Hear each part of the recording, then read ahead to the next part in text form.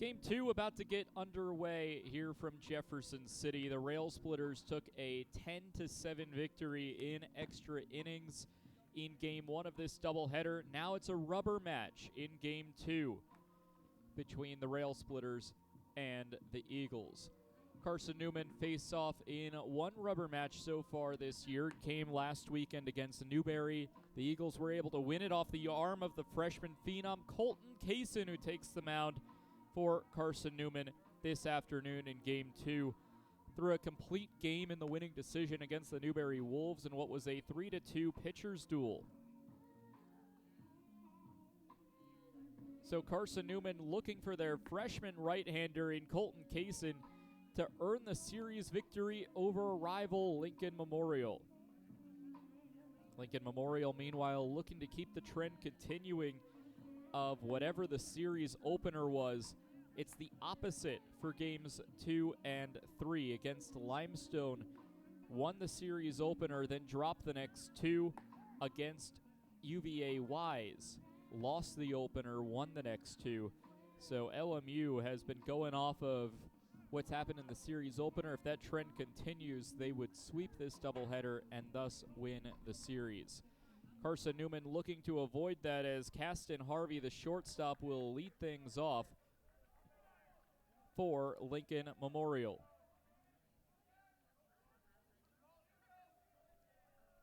All set to go here in Jefferson City for Game 2 and the rubber match. Colton Kaysen's first pitch is a foul tip into the glove for strike one. First pitch recorded at 3:40 this afternoon. Here on a gorgeous day on March 1st. 0-1 fouled back, and it's strike two. And in the words of college basketball's John Rothstein, this is March. It's time to have some fun. College baseball spring training, March Madness coming up at the end of the month. It's set to be a fun month across college athletics. Kaysen's 0-2 delivery is a ground ball dribbled up to second base. The throw from Hines will pull him off the bag, and a initial fielding error by Julian Hines, the second baseman, will put the first runner aboard for LMU. So Harvey reaches on the E4. Austin Epperson will become the next batter. He hit 2 home runs last game, one to dead center field, and the other was an inside the park home run to left center on a play in which Trey Miller headbutted the wall and was unable to finish the play. Pitch fouled off. It hits off the windows of the coach's offices above the third base dugout.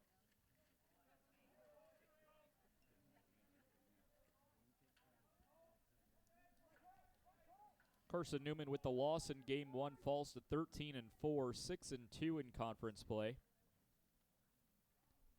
Now the 0-1 delivery is grounded through the left side for a base hit. Back-to-back base runners aboard. Harvey reaches on an error. Now Epperson singles. The Rail Splitters are in business early here in the top of the first.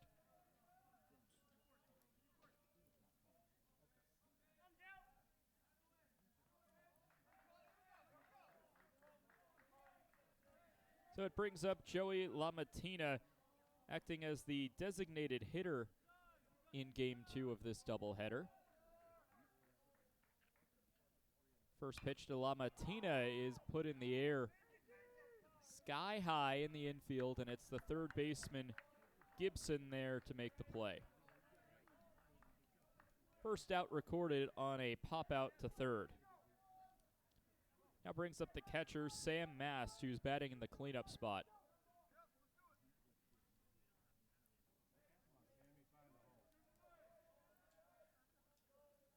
One notable change for lineups for Carson-Newman. Frankie Delgado, the starting catcher. A swing and a miss for Sam Mast for strike one. He'll bat 8th in the Carson-Newman batting order. Eagles will have Ryan Jenkins, Spencer Williams, and Logan Floyd, the traditional 1-2-3, due up in the bottom of the first. The 0-1 swung on and missed. Throw down from Delgado to first, but sliding in safely is Epperson.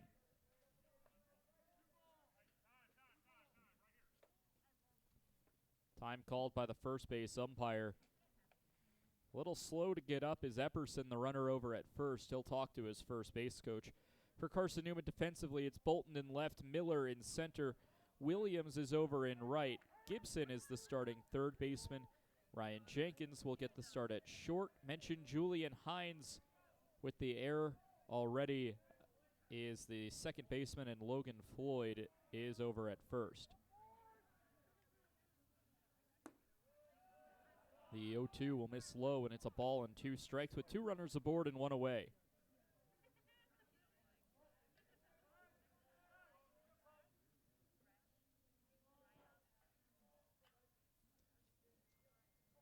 Ball and 2 strikes, 2 runners aboard. The pitch from Kaysen too far outside. 2 balls and 2 strikes.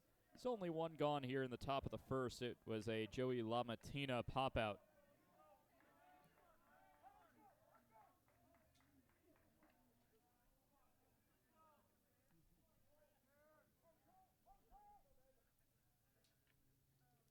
The 2-2, called strike 3. Sam Mast goes down looking. First strikeout for Colton Kaysen on the day. A pitcher that is more used to pitching to contact than getting the strikeout numbers up, as it brings up the center fielder, C.J. Dugan. Elsewhere in the LMU batting order, Archer Wong-Shasteen, the second baseman, is on deck. Chris Hall, the left fielder, in the hole. Alex Kowalski, the first baseman, bats 8th. And Brooks Hagedorn rounds out the batting order. The third baseman bats 9th as Dugan fouls off the first offering for strike 1.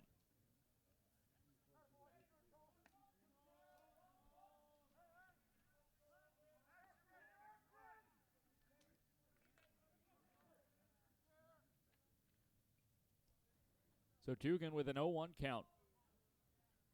The 5-hole batter for LMU will watch a breaking ball find its way into the zone for strike 2.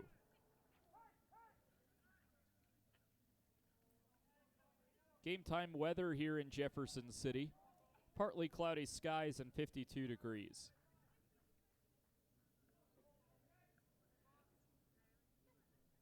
Now the 0-2 swung on and missed. Back-to-back punch-outs for the freshman Colton Kaysen. No runs on 1 hit, 1 error, and 2 runners left on base give the Splitters a scoreless inning in the top of the first on the Eagles Sports Network.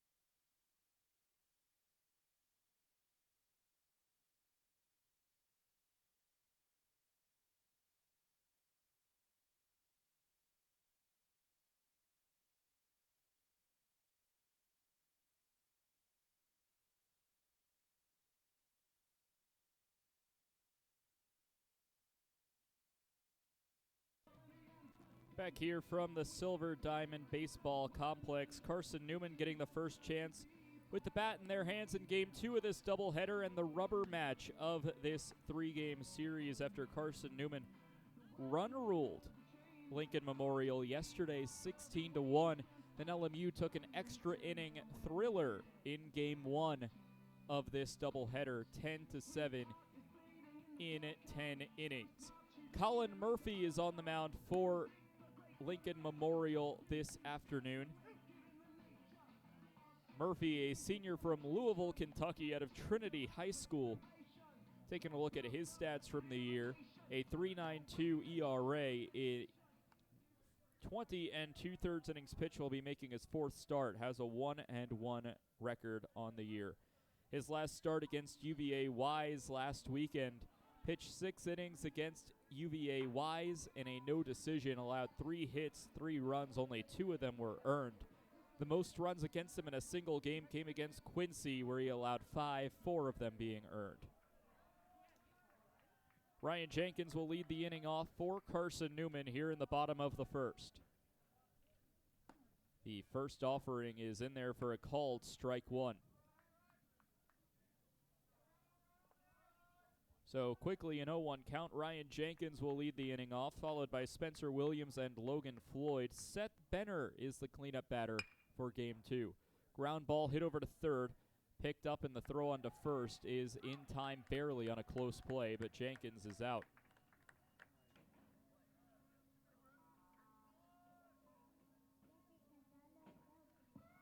Brings up Spencer Williams. The left-handed hitting senior make it.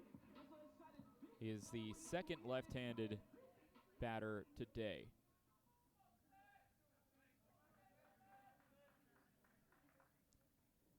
First offering missing low for ball one.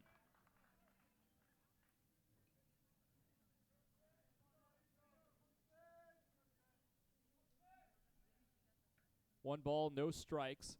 The pitch from Murphy is swung over the top of for strike one, evens up the count.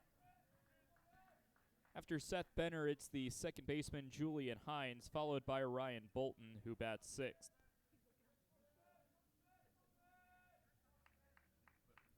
One ball, one strike. The delivery is hit well towards right center field. It's deep towards the warning track. Look up, it's gone. Spencer Williams leaves the yard, and it's 1-0 Carson-Newman.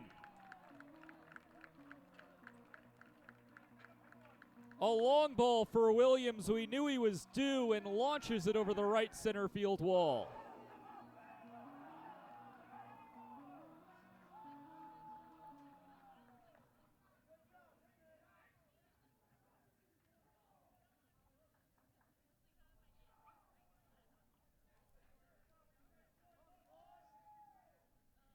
And a 380-foot home run for Spencer Williams will give Carson-Newman an early lead. Logan Floyd will take a first pitch ball as the third batter. So Carson-Newman back where they feel comfortable having a lead. Back up the middle, Logan Floyd nearly took Murphy's head off. And it's a one-out single up the middle for Logan Floyd that brings up Seth Benner.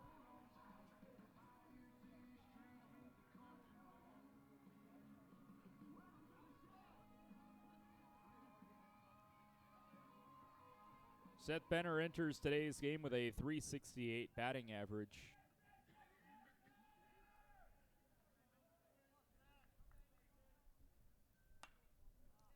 First pitch fouled off for strike one.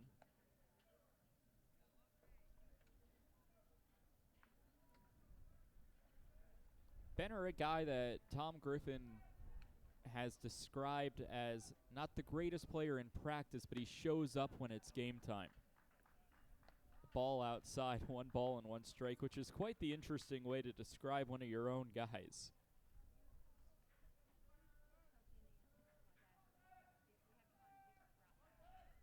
After Benner, it's Julian Hines.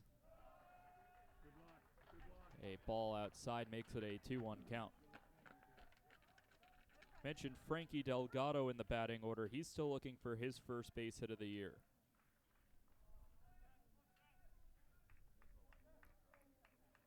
And Trey Miller settles into his familiar 9-hole.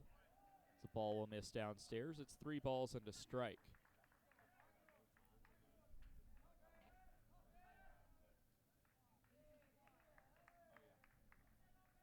Carson-Newman leading 1-0. Spencer Williams, a 380-foot home run. A solo shot to make it 1-0. A called strike will put the count full to Seth Benner.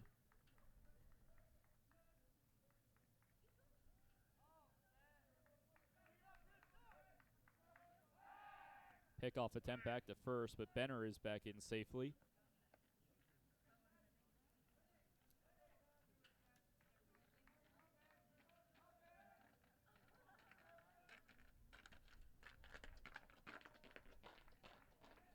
(3-2) to Benner. Payoff pitch on the way from Murphy. It's a check swing, called strike 3 nonetheless, and Benner will go down looking. 2 gone with a runner at first brings up the second baseman Julian Hines, who was a transfer into Carson-Newman from ETSU.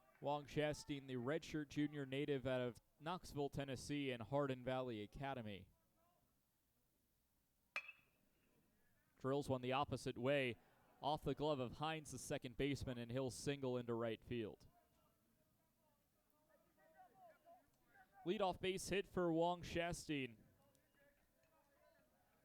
Second base hit of the game 2 of this doubleheader for LMU, and it brings up Chris Hall, the left fielder.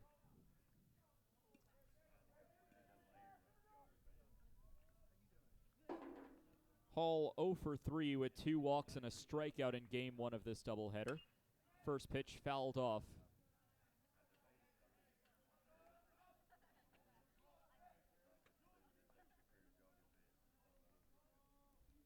So it's an 0-1. Wong Shastine takes a lead off of first.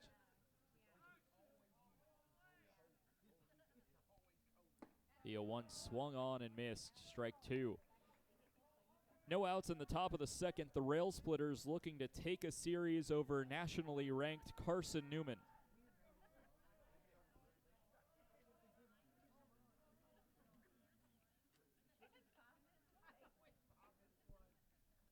Oh, 2, half-hearted swing. It's a strikeout nonetheless. Was looking for a throw down to first, but Delgado couldn't throw it in time.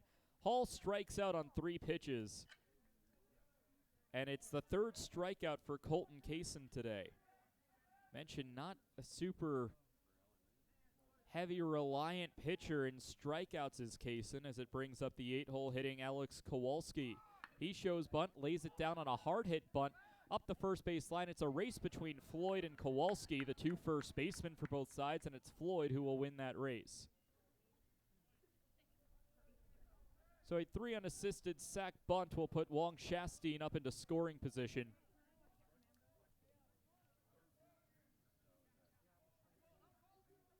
And it brings up Brooks Hagedorn. Hagedorn's been getting his batting average up this series. Had a 2 for 4 trip at the plate in game 1 of this doubleheader today. First pitch fouled off, hooking towards the metal bleachers of Berktar Stadium for strike 1.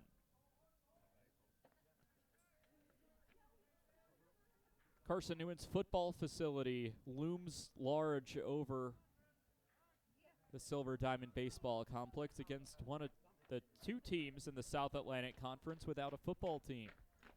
The 0-1, foul tip, and it's strike 2.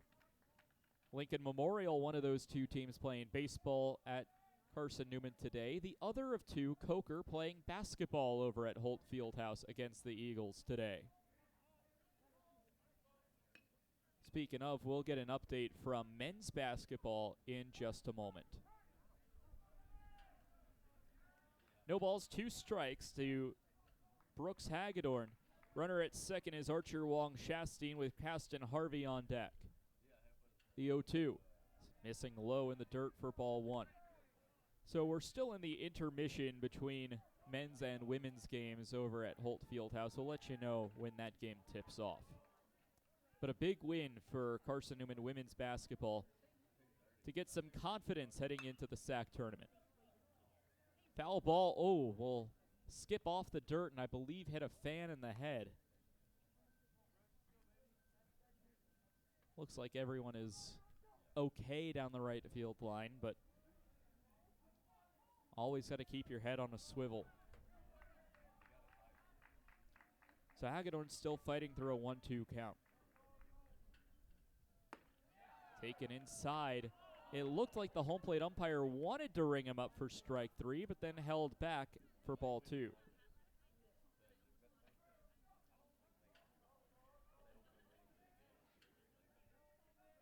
One to nothing, Carson-Newman leads if you're just tuning in. We're in the top of the second inning. The 2-2 fouled off, keeps the at-bat alive through 6 pitches of this at-bat.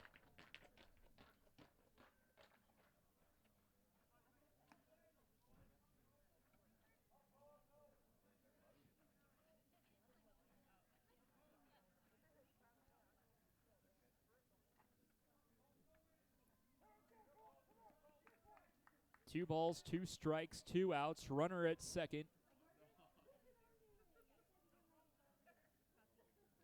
And the 2-2 offering swung on and missed. 2 strikeouts in the frame for Colton Kaysen. He's up to 4 on the day as we head to the bottom of the second, next on the Eagle Sports Network.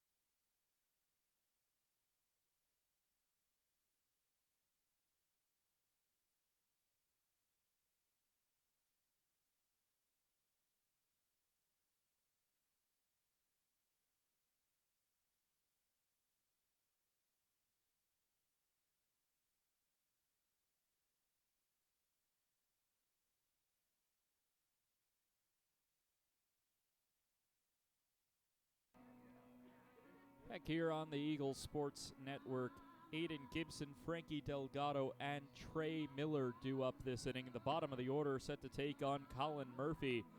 2 Eagles with base hits already in Game 2 of this doubleheader. Spencer Williams with a solo home run puts the only run on the board for the Eagles. A 1-0 Carson-Newman lead. Logan Floyd followed that up with a single, but he was stranded at second base in the previous frame.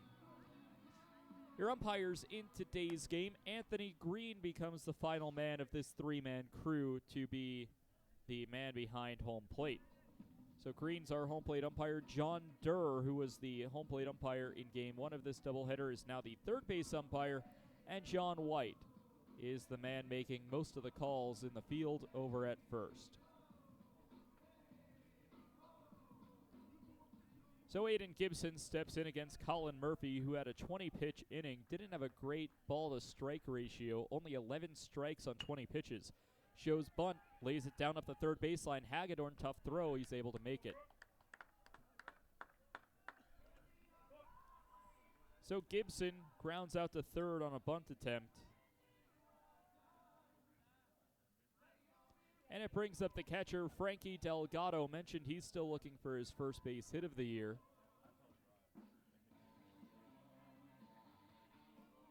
He's gotten a few opportunities and a couple of starts, just hasn't quite found outfield grass yet.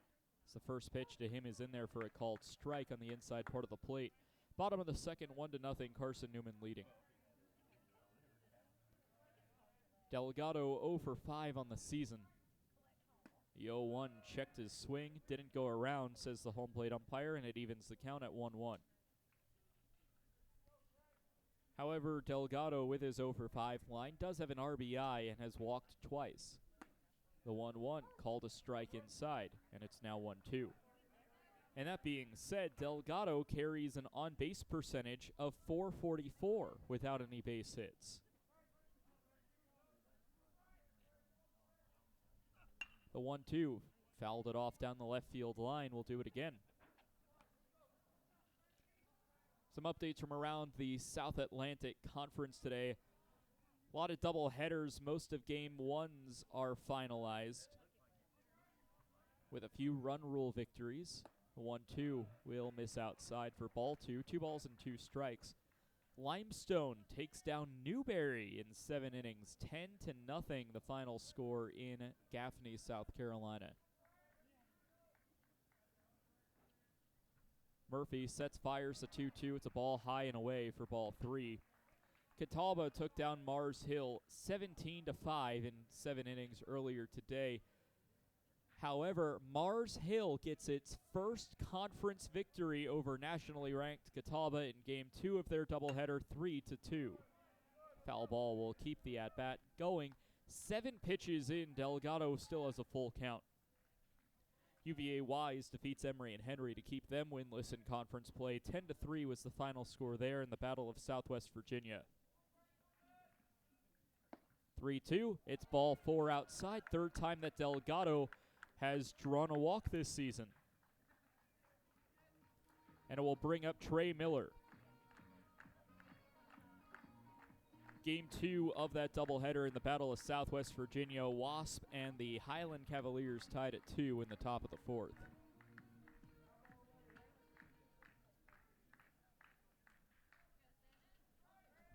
Lenore Ryan Coker, two powerhouses facing off. At least it's looking like this year. A ball upstairs to Miller, throw down to Kowalski, but Delgado is able to get back in time. Coker and LR towards the top of the standings. Coker defeated LR to even the series at one apiece, 17-10 in Game 1. In Game 2, LR leads 4-0 in the bottom of the first. Miller grounds it over to short. Harvey onto Wong Shasteen, back over to first, but the speedy Miller is able to get there in time and reach on a fielder's choice. So Delgado trades place with Miller, and out now on the scoreboard. Ryan Jenkins, the shortstop, 0 for 1 today, grounded out to third in his last at-bat.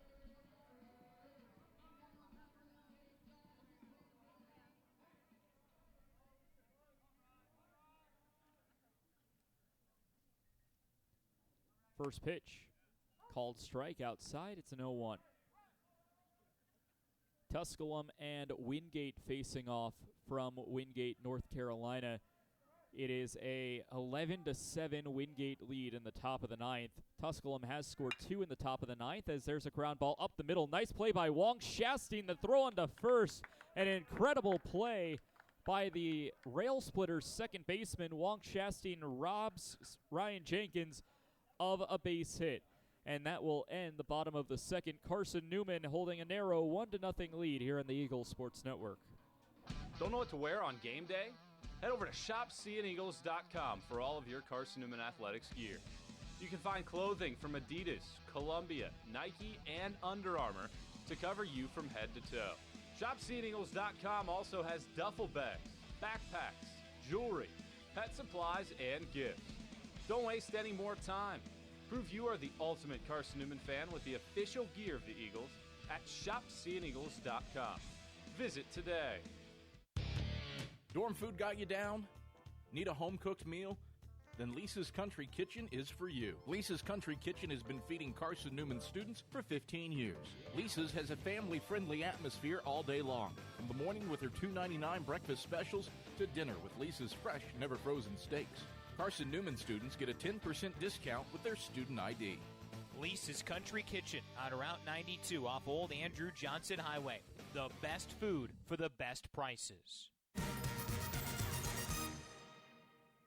Back here from the Silver Diamond Baseball Complex, it's the top of the batting order for Lincoln Memorial.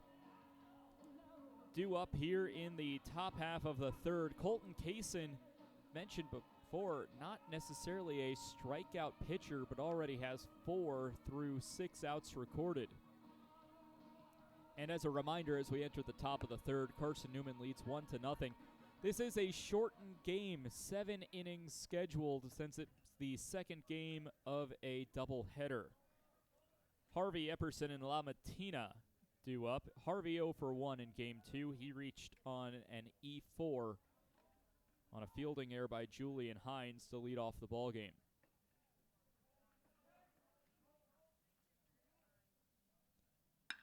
First pitch swinging, hard hit to Bolton in left field. It'll go over his head and hit off the warning track. Will one-hop the wall, and pulling into second base with a leadoff double is Caston Harvey.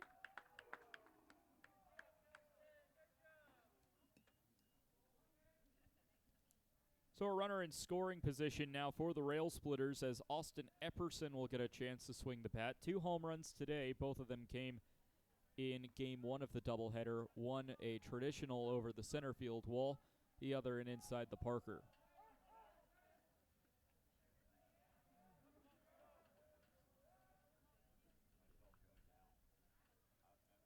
Kaysen will look back towards second. Now delivers a pitch low downstairs for ball 1.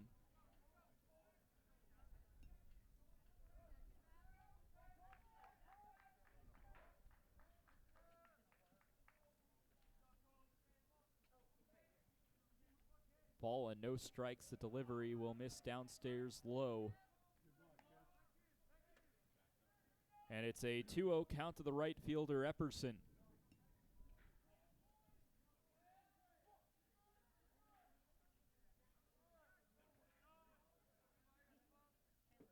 We'll see how Kaysen deals with a 2-0 count, runner at second and nobody out.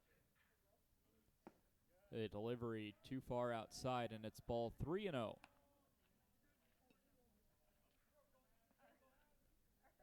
So 3 balls, no strikes, nobody out. Spot open at first with Harvey standing at second and the designated hitter, Joey LaMattina, on deck. 3-0 delivery is low, and it's a 4-pitch walk to Epperson.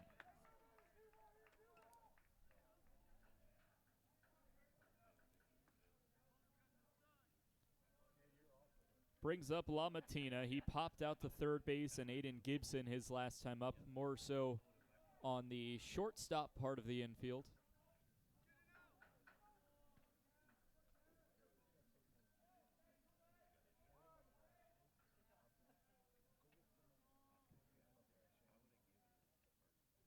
Look back towards second.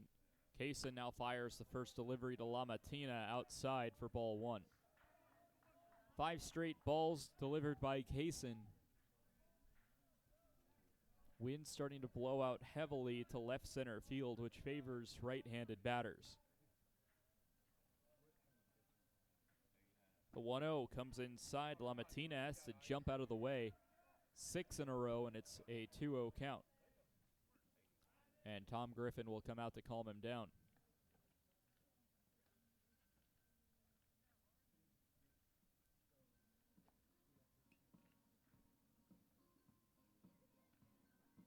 So Tom Griffin talking with Colton Kaysen. Again, he went a full 7 last weekend against Newberry.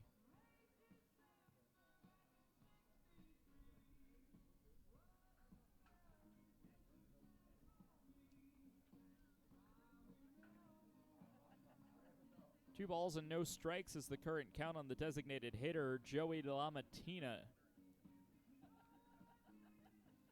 By the way, one other score we didn't get to talk about across the South Atlantic Conference, a non-conference game between Anderson and Davis and Elkins. The Trojans of Anderson winners by run rule, 13-1 in 7 innings. They're playing game 2 of their doubleheader in just a few moments. Mound visit is over with Tom Griffin heading back to the dugout. LaMattina steps back in with a 2-0 count. Look back towards second base. Now fires a pitch low for ball 3. Heading into the midweek, almost every school in the conference in action either on Tuesday or Wednesday.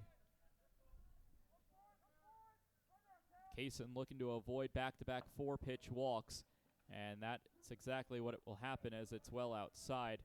LaMattina with a 4-pitch walk. Epperson, who now stands at second, got on via a 4-pitch walk, and it's 8 balls in a row for Kaysen,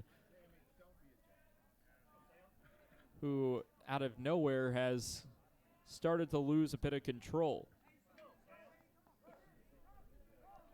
Bases are loaded with nobody out for Sam Mast. He struck out looking, his only time at the plate in this game. Tying run 90 feet away.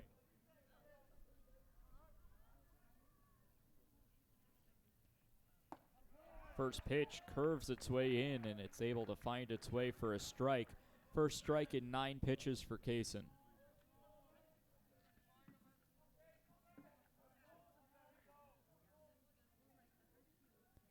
Three runners aboard for the Splitters. Swing and a miss for strike 2. Kaysen looking to get his swagger back.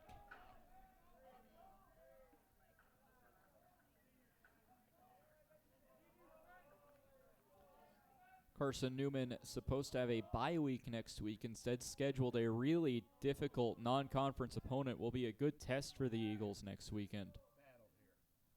The 0-2 fouled off, will do it again. The Moccasins of Florida Southern out of the Sunshine State Conference come for a Friday-Saturday 3-game series. The Mocs travel up from Lakeland, Florida. This is the only series that they will play out of state this year.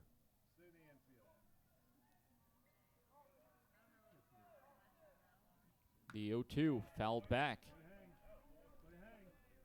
Keeps the count at 0-2 as Mass looks to stay alive with the bases loaded for the Splitters. In the midweek on the 4th, Carson-Newman travels to Nashville to take on the Trojans of Trevecca Nazarene. Had a close contest with Trevecca here at the Silver Diamond a few weekends ago and was able to get a win over the Trojans. Foul back, keeps the count at 0-2. Young Harris, a opponent for Carson-Newman this past Wednesday, will travel to Mars Hill for a midweek.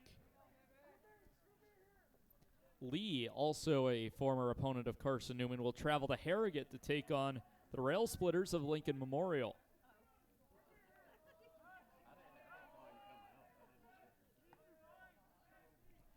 No balls, 2 strikes. The delivery from Kaysen. It's a chopper back to Kaysen. The throw home for the force out for 1. It's a 1-2-3 double play. How often do you see that? Lamatina up to second, Epperson up to third. Harvey is out coming home on the force out. What a heads-up play by the freshman. Colton Kaysen on the mound to know to go home to Delgado.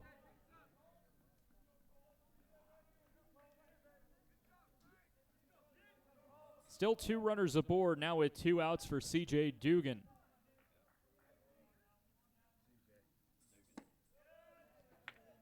Pitch taken outside for ball 1. And that's huge because it not only stops a run from scoring, but it now takes away the possibility of a sacrifice fly to tie the game, as you just need to get the batter out to get out of the inning.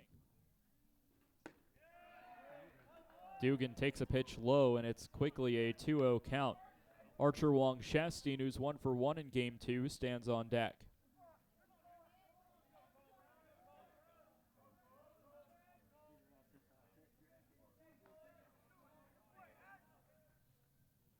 The 2-0 delivery, a called strike at the knees.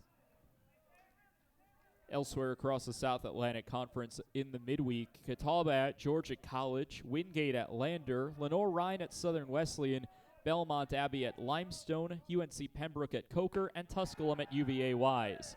Called strike at the knees yet again to Dugan. Will push it to a 2-2 count. Then one midweek on Wednesday, another battle of Bristol, King and Emory and Henry. 2-2, swung on and missed. Colton Kaysen gets the bases loaded with nobody out and gets out of the jam, including a double play on a heads-up play, then strikes out Dugan. He's got 5 strikeouts, and it keeps the Rail Splitters off the board. Middle 3, it's 1-0 Carson-Newman on the Eagle Sports Network.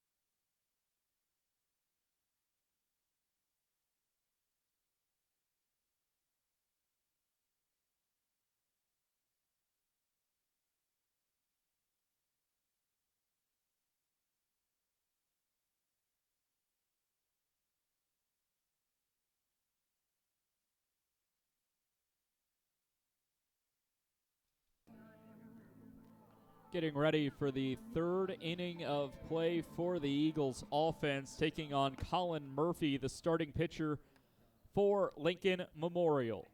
Williams, Floyd, and Benner due up this inning, the heart of the Eagles batting order. Williams taking his first at-bat since that 380-foot home run to dead center field, or more to right center field, in his first at-bat of the game back in the 1st inning. First pitch, Williams swings over it for strike 1.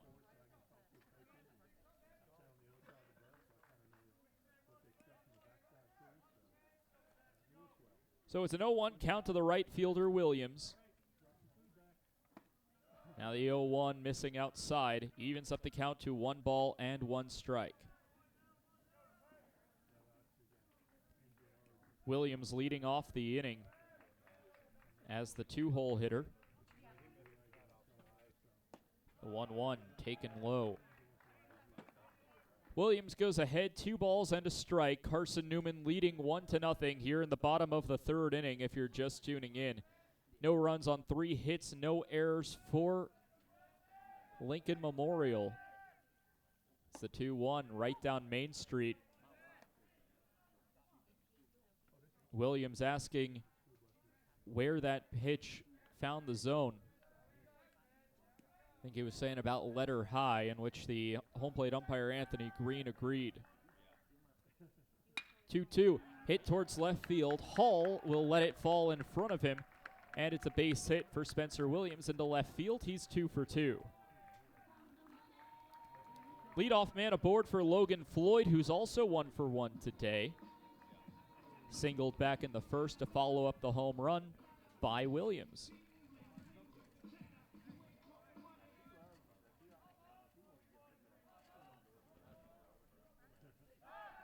Pickoff trying to get Williams out. Murphy's attempt comes up for naught as Kowalski couldn't apply the tag in time.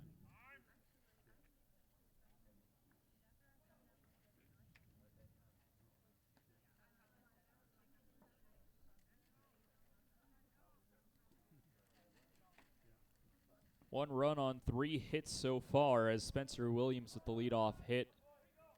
He's now got 2 of the Eagles' 3 hits today. The other belonging to Logan Floyd, who will maybe collect a second himself, bobbled by Wong Shasteen on an infield single for Logan Floyd.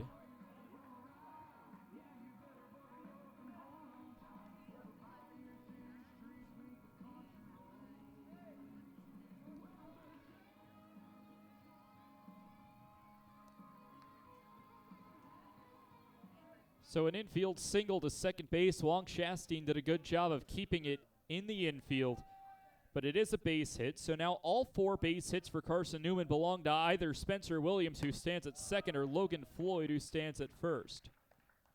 First pitch ball taken by Seth Benner, the designated hitter.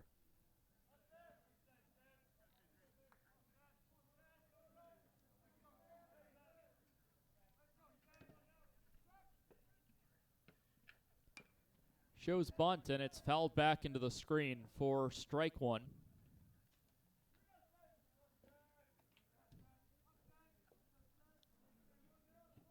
One ball, 1 strike, nobody out, and 2 runners aboard for the Eagles. Colin Murphy working himself into a little bit of a jam.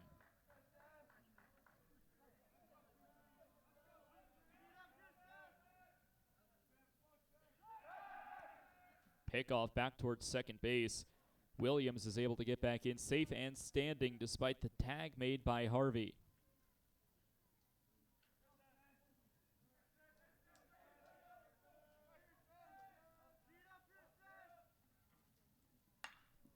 A foul ball hits off the Eagles' word mark on the stands of Berktar Stadium, and it keeps the count at, or makes the count now a 1-2.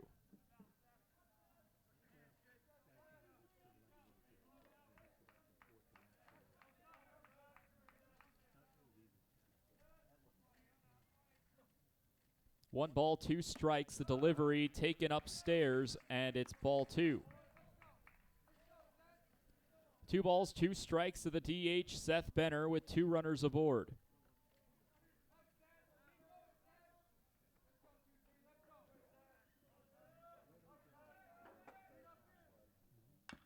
A swing and a foul ball, just caught a piece of it to keep the at-bat alive.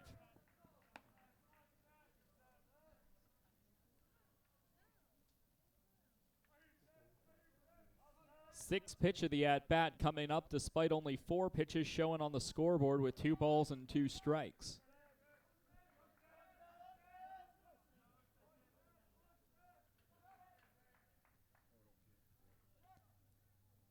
The 2-2 offering. Looped foul, or over towards right field, and now foul. It looked like it was hooking much more towards the football field off the bat, and then the wind, which is currently blowing from right to left, pushed it further into fair territory contention. but it still drops foul. 7th pitch of the at-bat, next for Benner.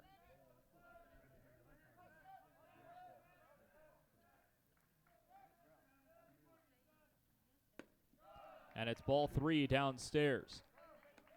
Benner has been working a quality at-bat so far, has seen 7 pitches, has worked the count full, despite being down in the count most of the at-bat.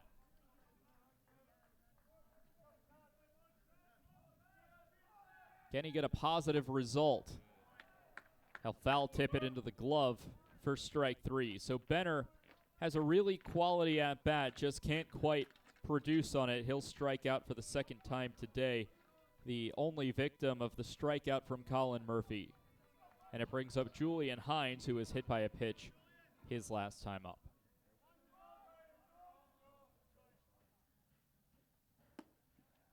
First pitch swinging goes Hines for strike 1. Only 1 out in the frame, 2 runners aboard. Williams and Floyd got on via base hits to lead off the inning. No other Eagle in this 2nd game has a base hit besides the 2 men on base. A swing and a miss will make it strike 2.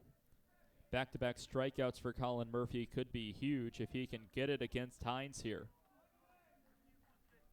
Bullpen crew for LMU will jog down the right field line. 0-2 will miss low.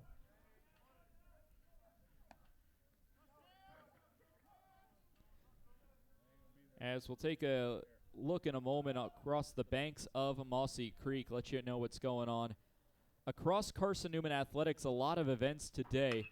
The 1-2 lifted towards left field. Hall comes in, and he will let it drop in. Couldn't quite get there in time, and it's a single to left field for Julian Hines. Eagles play station to station, and the bases are loaded for Ryan Bolton.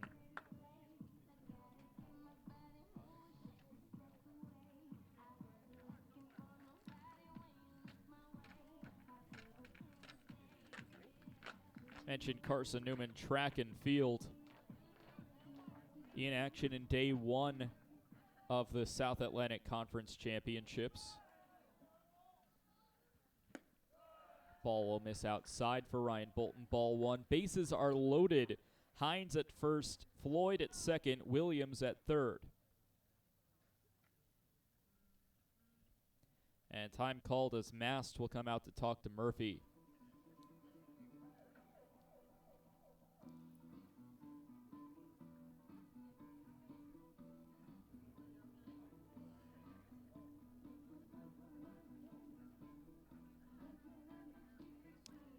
Carson-Newman's Andre Morrison won the 60-meter preliminary at the track and field championships by 16 thousandth of a second, so 6.70 to 6.86 was the next closest. Also belonging to Carson-Newman, or apologies on that, I was reading it wrong. The 1-0 is called a strike, 1 ball and 1 strike. In the 60-meter prelims, it was Catawba's Winfred Porter who tied with Morrison at 6.70. Ground ball back up the middle. Tough play.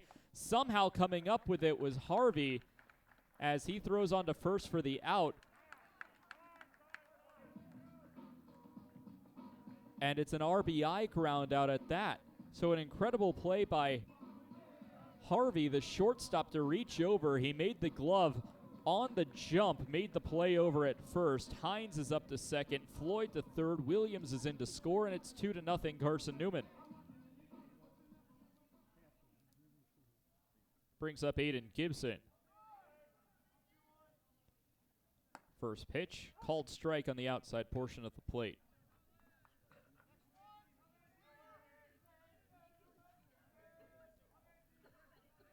Both runs that have crossed the plate have been Spencer Williams. Swing and a miss for strike 2.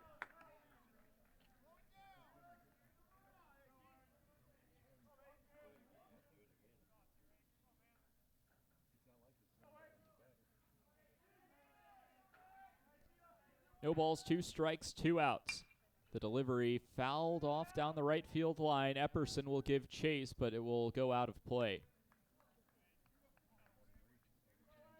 Carson-Newman Sade D'Souza placing third in the women's 60-meter preliminaries, while Rylan Jordan earned the top qualifying time in the men's 400 with a 49.34.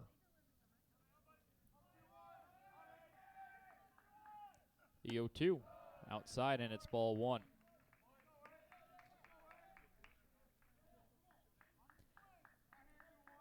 Sydney McCarty will take home gold for Carson-Newman in the women's long jump with a 5.84 distance, which is 28th best in Division II this year. Ball comes inside, and the count's even. 2 balls, 2 strikes to Aiden Gibson with runners at second and third.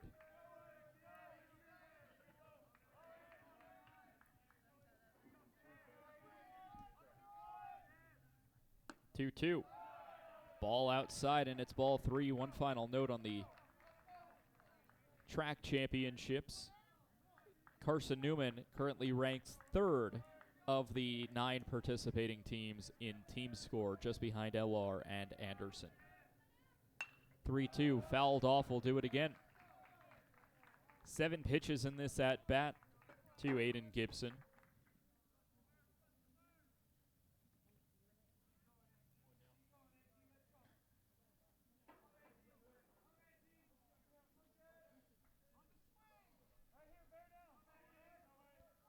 Big pitch here with 2 runners in scoring position. On the way, ball 4 upstairs, and Gibson is able to work a full count walk on the 7th pitch of the at-bat. Second walk surrendered by Colin Murphy today. It brings up Frankie Delgado, who walked his last time. What a time it would be for Frankie Delgado's first hit of the season.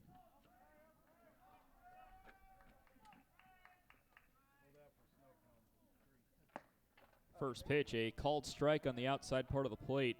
Now an 0-1.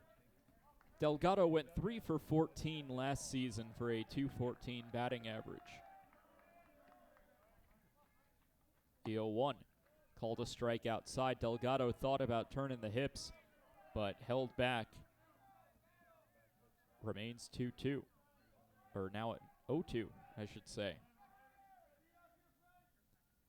The 0-2 delivery downstairs and away.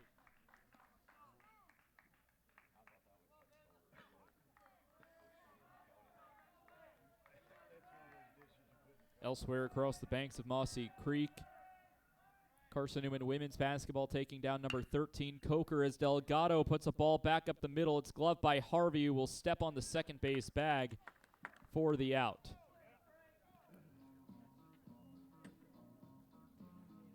Domino's Pizza in Jefferson City has deals for So that'll do it here in the third. 1 run on 3 hits, no errors, bases left loaded for the Eagles, but a 2-0 lead through 3 innings of play on the Eagles Sports Network. Newman students. Bring in your valid student ID when you order for pickup or delivery, and Domino's in Jefferson City will give you a steaming hot large 1-topping pizza for $4.99. That's a large 1-topping pizza for Carson-Newman students for $4.99 at Domino's in Jeff City. Call 865-471-6700 to order. That's 865-471-6700. Domino's, the official pizza of the Carson-Newman Eagles. Okay, let's see. I'm ready to do this. Carson-Newman. It's been around since 1851. Lots of flexible online programs. Wow. World-class accredited academics. A faith and learning environment with professors who really care about me. A top 10 best value school. Carson-Newman gives $48 million a year in financial aid. This is the perfect place. I'm in.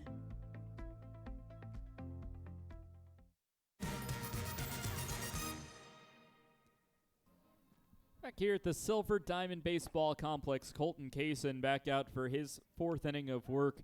Got out of a bases-loaded jam last inning. Rail Splitters have gotten at least a runner aboard in all 3 innings thus far, have failed to score any of them, and through 3 innings of play, the Rail Splitters have left 5 aboard. Archer Wong Shastine, Chris Hall, and Alex Kowalski are due up this inning. Wong Shastine singled back in the second inning, one of the 3 base hits so far for LMU. 2-0, Carson-Newman leading as we begin the top of the 4th. Kaysen fouls it off. Wong Shastine took it off the ankle.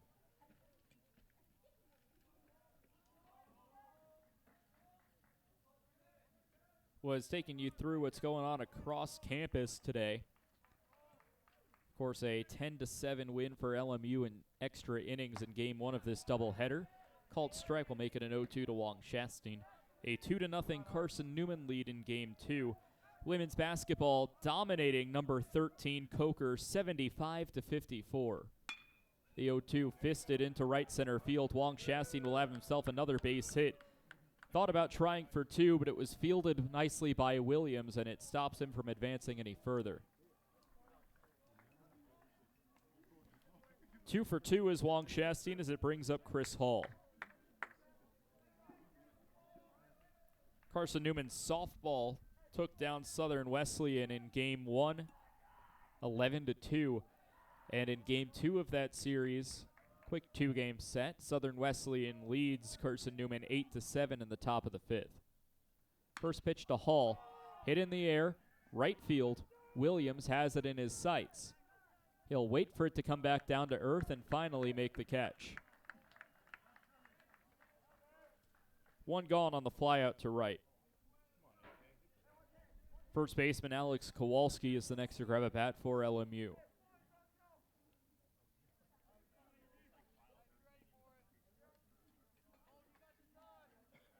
Kowalski, a 203 hitter, native to Virginia Beach, Virginia, and Lansdowne High School. Thought about showing bunt, now swings away. What a masterful move as it brought Gibson charging in, and it gets over Gibson's head. The throw from left field to second, and he's out. What a play from the left fielder.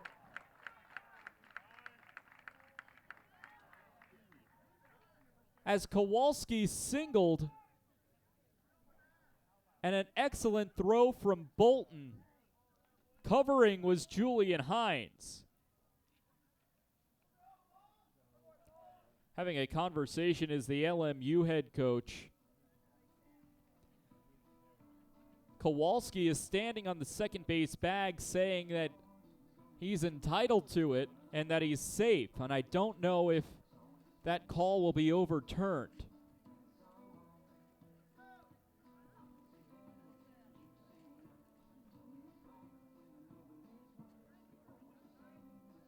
Did not stop going, and there will be no appeal with the umpires. He is out 7-4. Wong Shastine, however, does get up to third. What a throw from Ryan Bolton as well.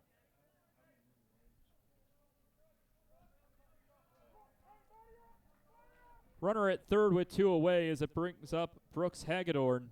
He struck out his last time up.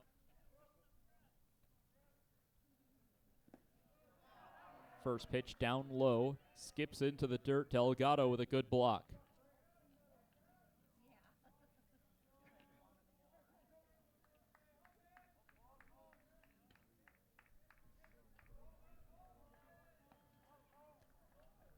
So an early 1-0 count to Hagedorn with a runner at third. The delivery low and away, and it's a 2-0 count.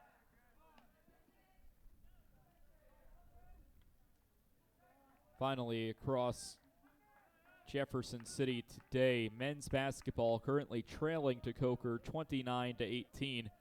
About 9 minutes to go in the first half. 2-0, bouncing ball up the third baseline, foul, and it's a 2-1 to Hagedorn.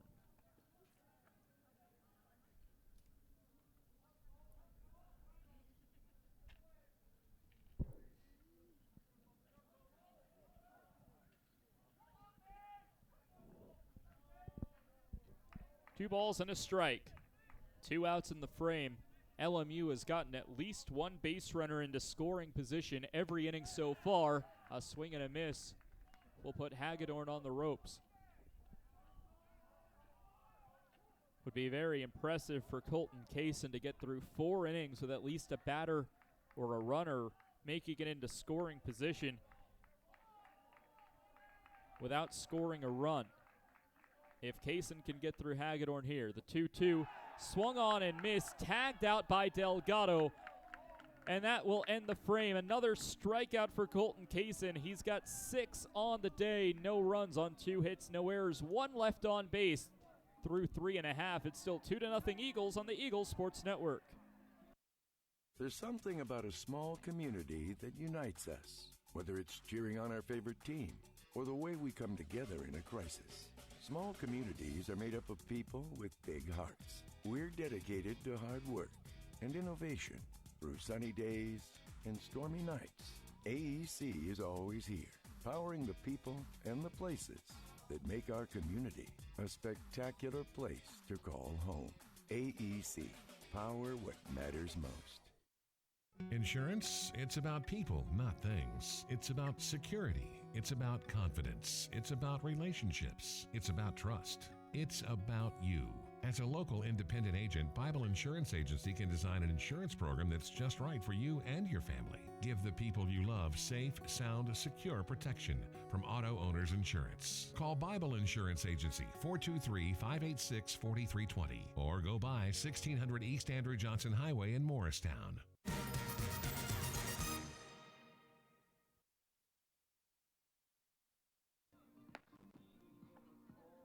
Back from the Silver Diamond Baseball Complex. 4th inning for the Eagles about to get underway. Colin Murphy, the starting pitcher for LMU, remains in the ballgame. He's only allowed 2 runs so far through 5 base hits.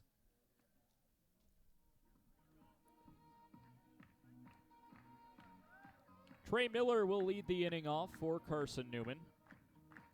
Center fielder 0 for 1 today. He reached on a fielder's choice back in the 2nd inning.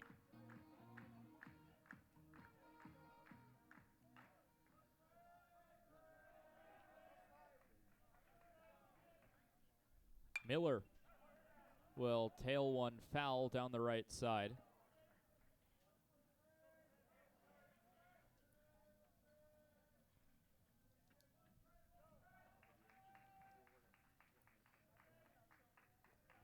And it's an 0-1 count. A ground ball that goes over to the shortstop, Harvey. The throw will not be there, and it's an infield single for the center fielder, Trey Miller.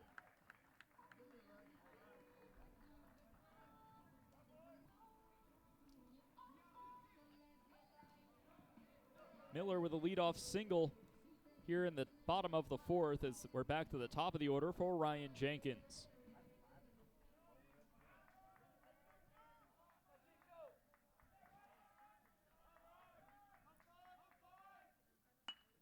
Lays down a bunt up the third baseline. Hagedorn will glove it. The throw onto first, and it will skip away. On a sacrifice bunt, it will end up with Ryan Jenkins making it all the way up to second base.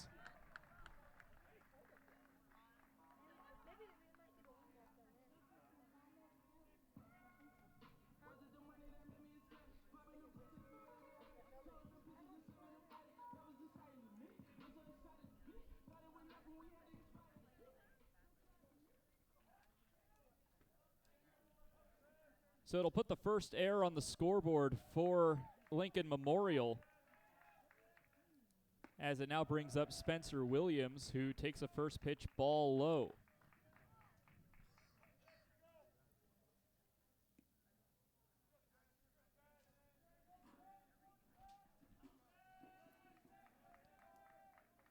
First pitch to Williams after a ball. It's a ground ball over to third. The throw on to first is in time for a 5-3 ground out. No advancement from the 2 runners, and there's 1 gone. Brings up Logan Floyd. He's 2 for 2 today.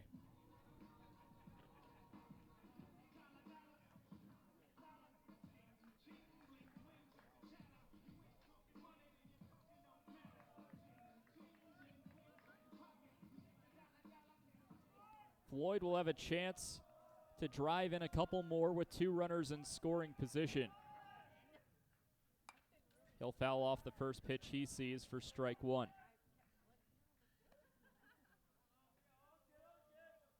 Couple more baseballs delivered to the home plate umpire, Anthony Green, and we're ready to go again.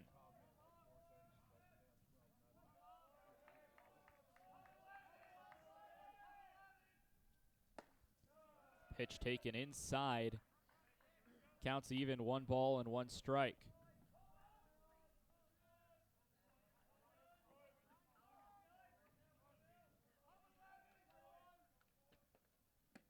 The 1-1 swung on and missed. Now a 1-2 to Floyd.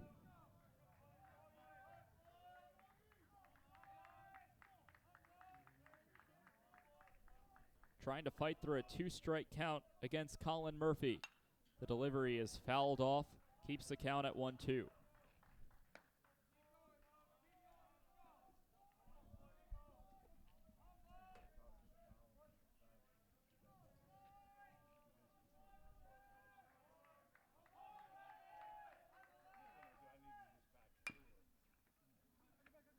Ground ball picked up, nowhere to throw. The first baseman, Kowalski, make that Wong Shasteen had nowhere to throw it. And out will be an infield single.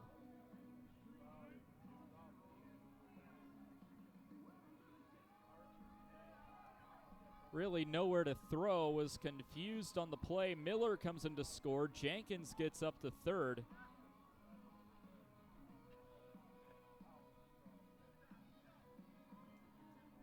And it brings up Seth Benner. Floyd now 3 for 3.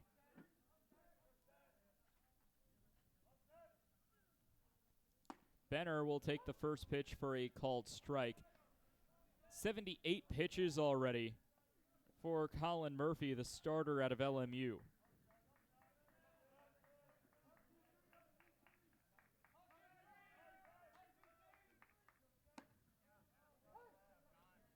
Called strike while making a early 0-2 count. Runners are at the corners for CN.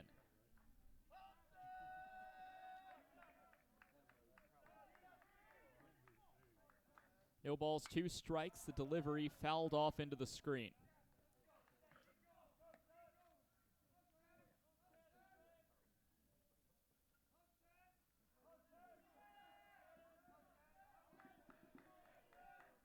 Floyd with the infield single, now 3 for 3. He stands at first. Ryan Jenkins is over at third.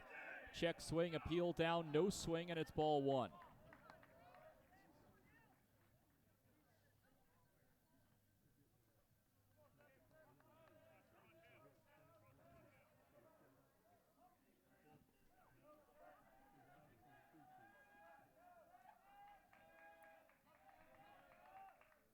Now the 1-2 delivery taken inside. Count goes even, 2 balls and 2 strikes. Carson-Newman leading 3-0 now in the bottom of the 4th. After the RBI single by Logan Floyd. Hard hit ball, well deep, but well foul. Benner barreled that one up. Just needs to straighten it out.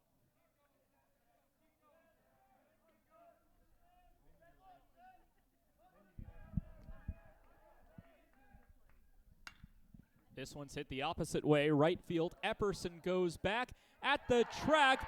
Oppo Taco, 3-run home run for Seth Benner. He's cracked this game open, 6-0, Carson-Newman.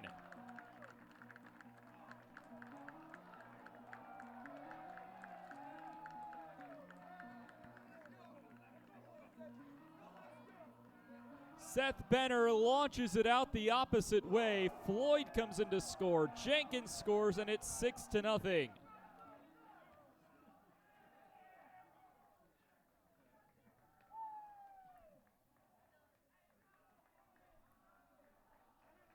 Brings up Julian Hines after the big fly that makes it 6-0.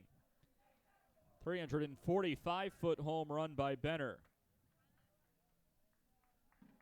And a quick call to the bullpen as immediately LMU's coaching staff decides to make the change. We'll take a short break with them and be right back here on the Eagles Sports Network.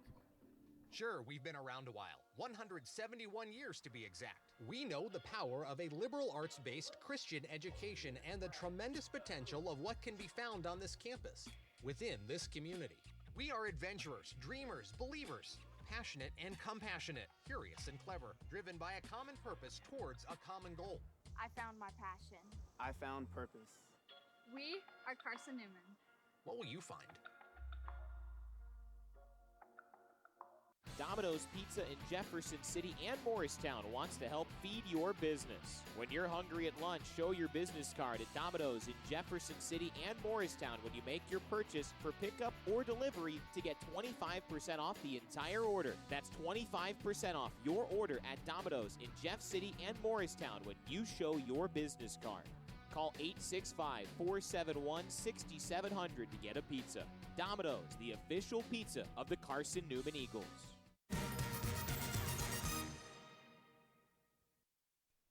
New pitcher in the ball game for Lincoln Memorial. And coming out of the bullpen for the Rail Splitters is number 22, Merritt Graham, the freshman from Lancaster, Kentucky. He takes over before the Julian Hines at bat after Seth Benner launched an opposite field home run 345 feet out of the park.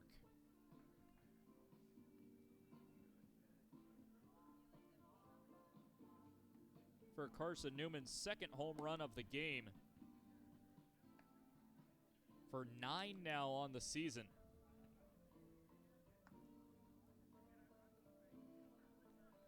So Merritt Graham a little bit more for the freshman.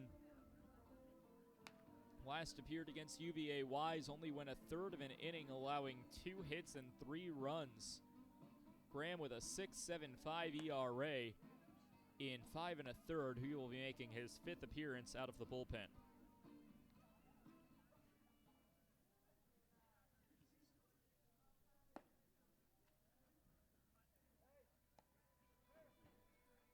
So Hines will now step up to the dish, having to follow up a home run from Seth Benner.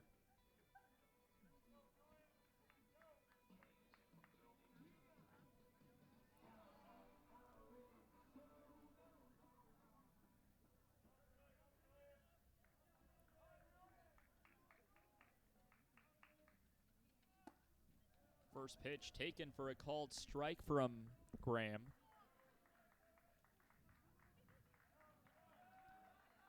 Colin Murphy's day has come to an end.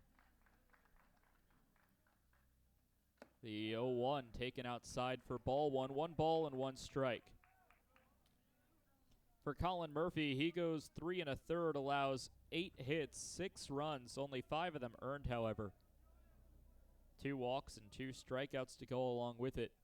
The 1-1 chopping ground ball over to second. Wong Shasteen, the throw onto first, is in time.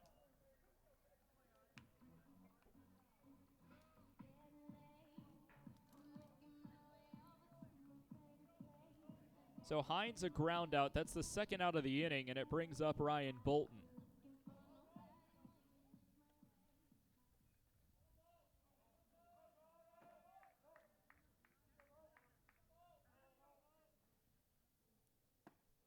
Well, a 1-0 is a called strike inside to Ryan Bolton, who's 0 for 2 in this second game of the doubleheader with 2 groundouts, 1 to the pitcher and 1 to short. The 1-1 chopping ground ball towards second. Wong Shasteen, another throw onto second, onto first. And it's in time for the out. So that ends the inning, but the Eagles strike for 4 more on 3 hits and error and no runners left on base. Seth Benner, a 345-foot home run to make it a 6-0 ball game at the end of 4. Back here on the Eagles Sports Network in 60 seconds. When you're sick and tired of fast food and need a fresh home-cooked meal, turn to Lisa's Country Kitchen. Lisa's been cooking up her fresh, never-frozen food for the Lakeway area for more than 15 years. Lisa's cares about her customers. You may enter a stranger, but you'll leave a friend. From foot-long hot dogs to juicy steaks, Lisa's has the best food for the best prices. Lisa's Country Kitchen on Route 92 off Old Andrew Johnson Highway. The best food for the best prices. Serving East Tennessee for 40 years, Magaha Electric is the perfect choice for all your electrical projects. Magaha Electric specializes in commercial, retail, manufacturing, residential, and industrial contracting needs. Magaha Electric can provide superior service, technical know-how, and realistic budgeting for any size project in a timely, cost-effective manner. Visit MagahaElectric.com for all your electrical contracting needs. Magaha Electric, your East Tennessee electrical contracting source. Back here on the Eagles Sports Network, Colton Kaysen back out for his 5th inning of work. He'll take on the top of the Rail Splitters batting order in his 3rd time through the lineup. So it's Caston Harvey, Austin Epperson, and Joey LaMattina due up.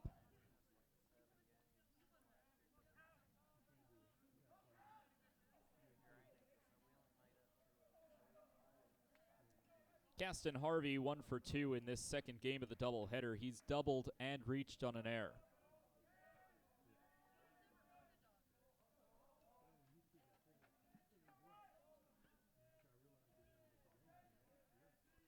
Harvey waits on the first offering from Kaysen, which is right down Main Street for a called strike 1.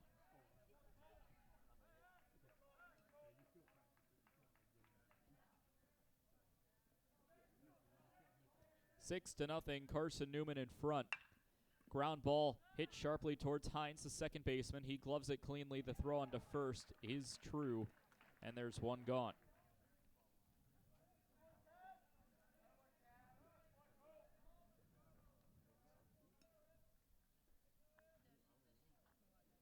Austin Epperson, the right fielder, homered twice in Game 1 of the doubleheader, and in Game 2 is 1 for 1 with a single and a walk. First offering to him is well outside for ball 1.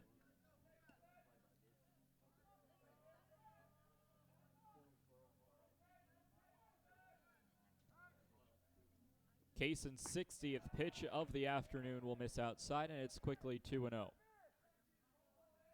Kaysen has worked his ERA down to about 3.25 as the 2-0 will miss downstairs, and a 3-0 count is born.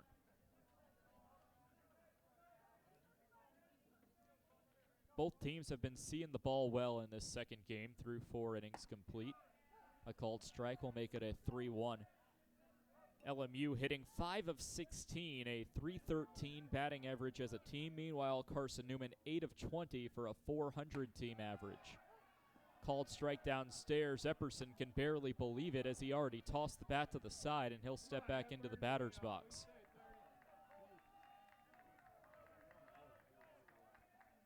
Payoff pitch from Kaysen. Swung on and missed. Epperson thought he had the free pass. Instead, he winds up striking out swinging. 7th strikeout of the game for Colton Kaysen. There's 2 gone here in the 5th.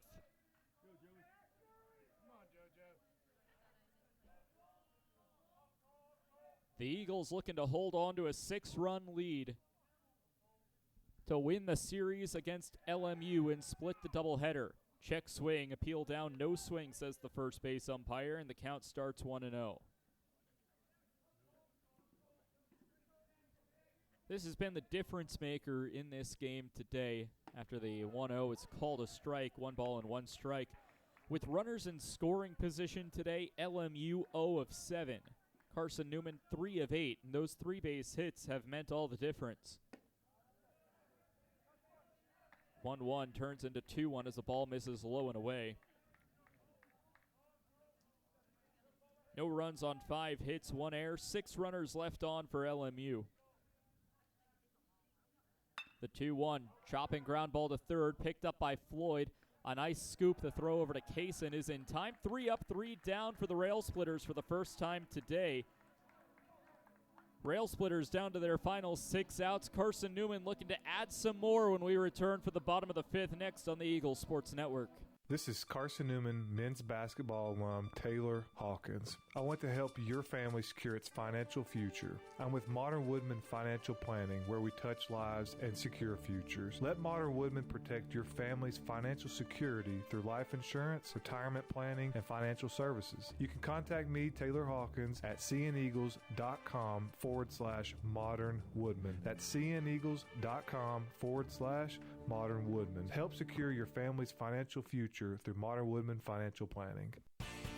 The number one source for Carson-Newman athletics gear is shopseeandeagles.com, where you can find gear from Adidas, Columbia, Nike, and Under Armour. Shirts, jerseys, sweatshirts, shorts, pants, hats, and scarves. Shopseeandeagles.com is your source for everything CN. You can even show your school spirit on your smartphone or tablet. All of your game day essentials can be found in one place. ShopSeeAndEagles.com.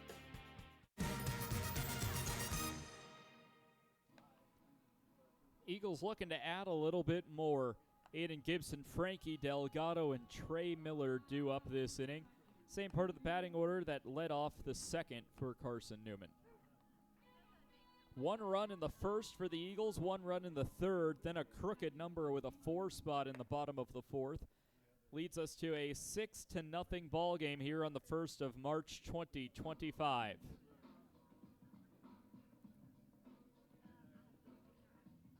Aiden Gibson will lead the inning off for Carson-Newman. He is so far 0 for 1, grounded out on a bunt to lead off the second inning, then walked in the third. First delivery from Merrick Graham goes low for ball 1. Bottom of the 5th inning getting underway of our 7-inning contest today from the Silver Diamond Baseball Complex. The 1-0 ball inside.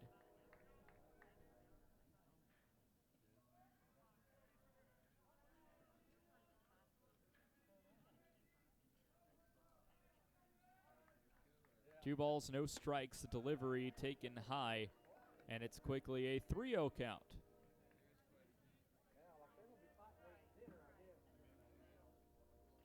.340 was our official start time today. It's the 3-0 called a strike at the knees.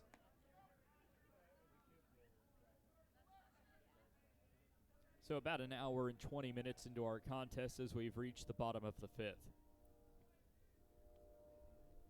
3-1 delivery. Gibson did not swing the bat once on a 5-pitch walk.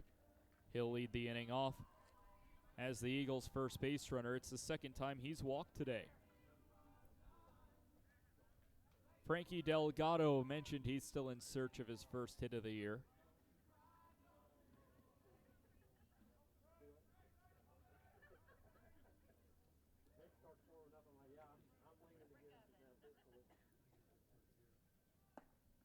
A ball outside, 1 ball and no strikes.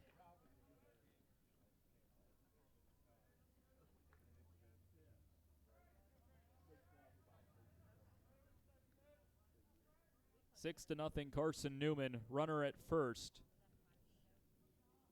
Delgado against Graham. He'll foul off a bunt attempt, and it evens up the count.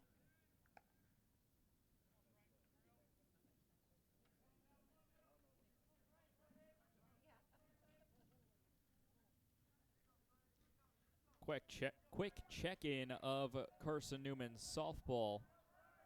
That game is in the top of the 6th and an absolute barn burner, but Carson-Newman's softball has reclaimed the lead. Called strike will make it a 1-2. Top of the 6th inning at the Vicky Caziz Softball Complex. Carson-Newman 10, Southern Wesleyan 9. The 1-2, big swing and a miss, and Delgado goes down on strikes. First strikeout for Merrick Graham today, 3rd as a pitching staff for Lincoln Memorial, and it now brings up Trey Miller.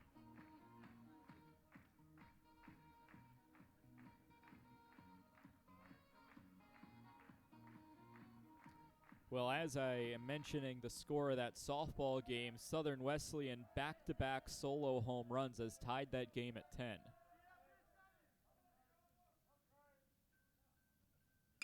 First pitch to Miller. High pop-up in the infield. Wong Chastain is there and will make the catch. 2 gone as we're back to the top of the order for Ryan Jenkins.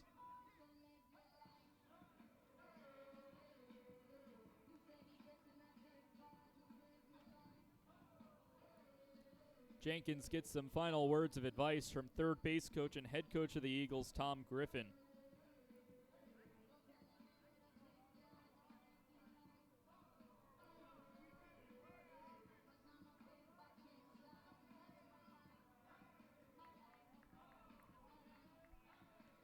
And now ready to step into the batter's box to begin his at-bat.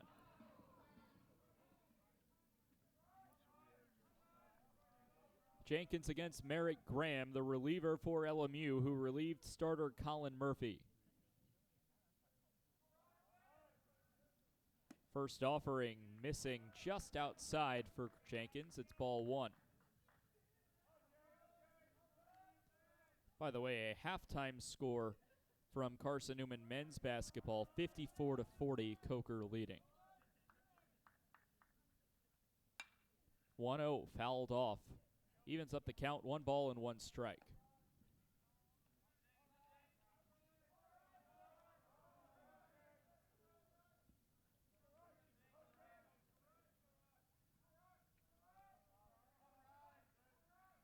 Graham accepts the sign, now picks off, and that one will get away. Advancing up to second is Aiden Gibson.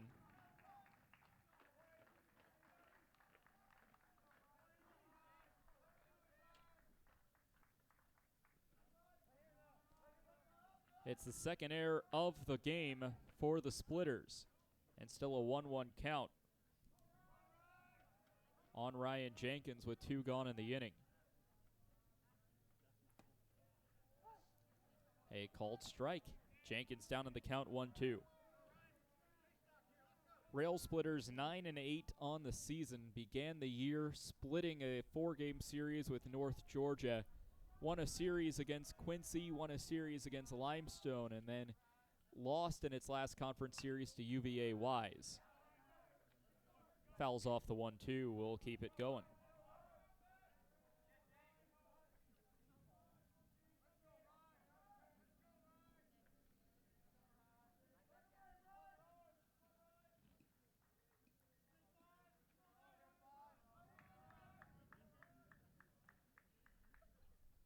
The 1-2. Swing and a miss. And Jenkins goes down on strikes. That will end the frame here in the 5th. 6-0. Carson-Newman still leading as we head to inning number 6. Rail Splitters need 6 runs and 6 outs. Find out if they can do it when we return on the Eagles Sports Network. Tri-Light is proud to support Carson-Newman Athletics. We salute the student athletes who are working hard to make great things happen on the field, in the classroom, and in the world. It takes vision, commitment, and teamwork, qualities we share at Tri-Light. Our mission is to provide life-changing opportunities by building a world-class fiber broadband network. If you'd like to learn more, please visit trilight.net or call us at 833-847-0824. We select our insurance companies the same way you do, very carefully. When you work with us, you can count on receiving fast, courteous, and professional service and quality protection through Auto Owners Insurance. For a no-problem approach for your life, home, car, and business insurance needs, ask us about the No Problem Company, Auto Owners Insurance. Call Bible Insurance Agency at 423-586-4320 or go by 1600 East Andrew Johnson Highway in Morristown, serving the Lakeway area's insurance needs since 1931.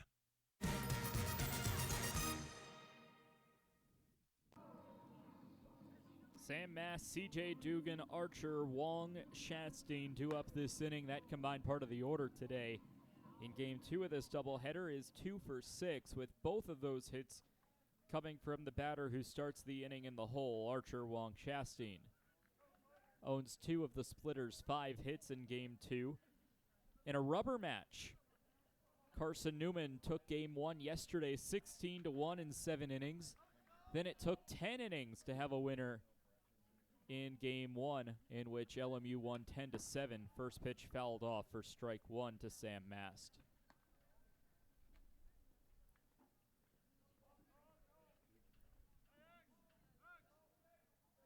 No balls and a strike, top six. LMU trails 6-0 if you're just tuning in. 0-1 swinging into left center. Bolton and Miller both come in. Bolton slides, can't get there, but Miller was there to back him up, and it's a single into left center field. So Mast gets the 6th hit of the afternoon for LMU. CJ Dugan, a back-to-back strikeout victim. Kaysen is trying to give him his 3rd straight and give him the hat trick of strikeouts.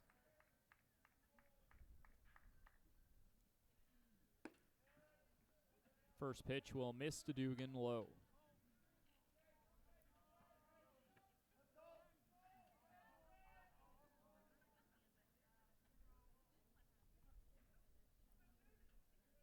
A ball and no strikes. Pitch taken inside.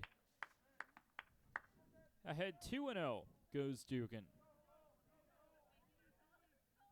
Rail Splitters trying to rally here so that not all the pressure is put on the top of the 7th.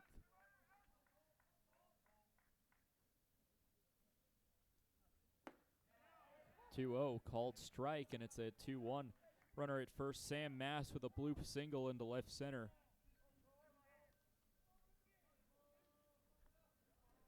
We'll give some more sack scores in just a moment, as most games are starting to wind down. Check swing, appeal down, no swing, and it's a hitter's 3-1 count.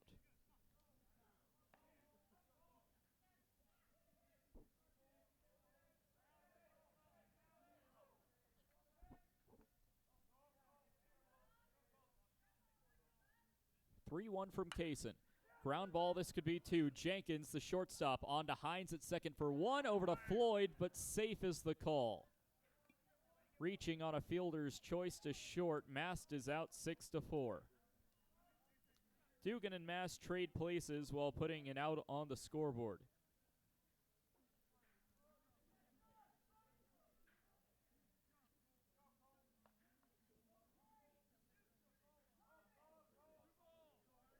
Brings up Archer Wong Chastain in game 2 of this doubleheader, is 2 for 2 with a pair of singles.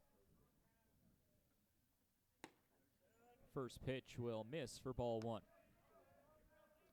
Rail Splitters in gray pants with a navy blue stripe up the side, a navy blue belt, and navy blue jerseys with Splitters written in block text across the front with a white outline. Similar numbers on the back. The 1-0 delivery called a strike, evens the count at 1-1. Eagles in the white pinstripes with navy blue stripes up the side. A blue belt. Eagles written in script across the front in navy with an orange outline. Block numbers and the same color scheme on the back. Foul ball will keep it as make it a 1-2, I should say.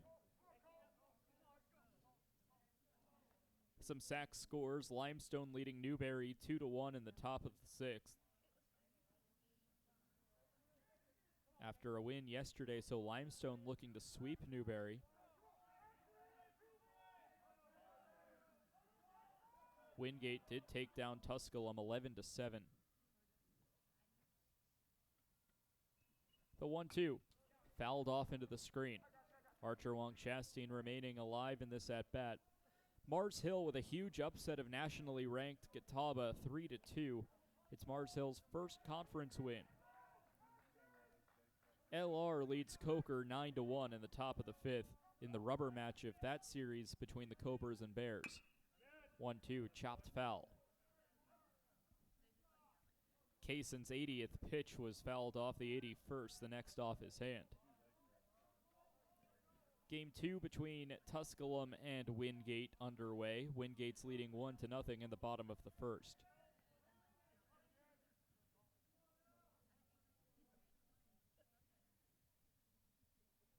Now the 1-2. It's low and away. Nearly skipped away from Delgado, but Delgado did a nice job behind the plate of stopping it from rolling to the backstop.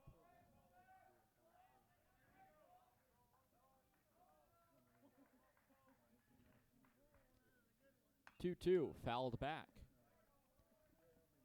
Solid battle between Wong Shasteen and Kaysen in round 3.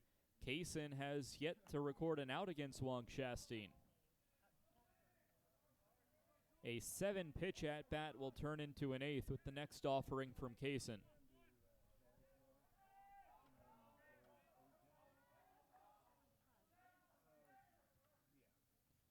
2-2. Ground ball, that's through the right side. Wong Shasteen, a perfect 3 for 3 on the day. Williams up with it, expecting the throw to third, but Dugan stops and stays at second base.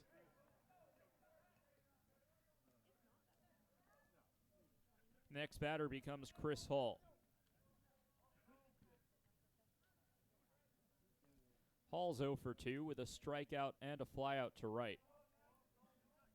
In now 5 of the 6 innings that the Rail Splitters have batted in have had a runner reach scoring position. The lone exception was a 3-up, 3-down inning in the 5th. Fouled back by Hall, strike 1. If you're just tuning in, top of the 6th inning, 6-0, Carson-Newman leading despite only out-hitting LMU by 1. 2 home runs have certainly helped with that. The 0-1 taken high.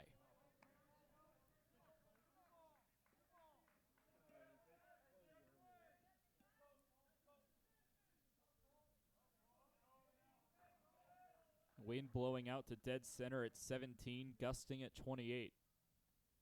The 1-1 chopped foul. It's now a 2-strike count on Chris Hall. Wong Shasteen at first, Dugan over at second. For the Carson-Newman basketball enthusiasts, second half is underway. CN outscoring Coker in the early portions of the second half, still trailing by 10. The 1-2 delivery, hard hit ground ball. Hines will flip it onto short for 1, no play at first.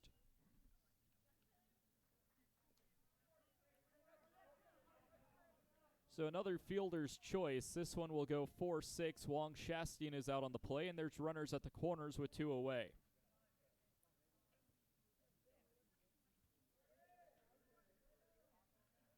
Looks like we'll have a change for Alex Kowalski.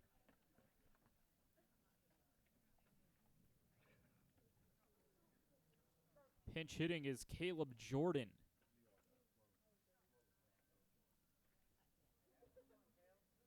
So Jordan becomes the pinch hitter. He's batting just .071, 1 for 14 on the season. Last appeared in a ball game on February 7th against Quincy, where he went 0 for 2. His lone hit on the year came against Lee on February 5th.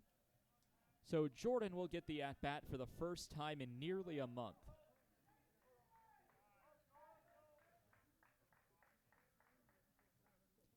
The native to Bell Buckle, Tennessee, a true freshman. He bats from the left-hand side against Kaysen.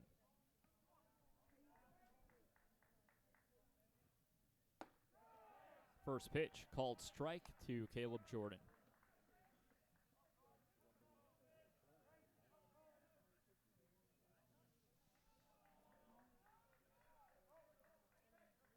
Runners at the corners. Jordan will watch it outside. Evens up the count. The next pitch from Kaysen will be his 90th. Right now in line for the winning decision.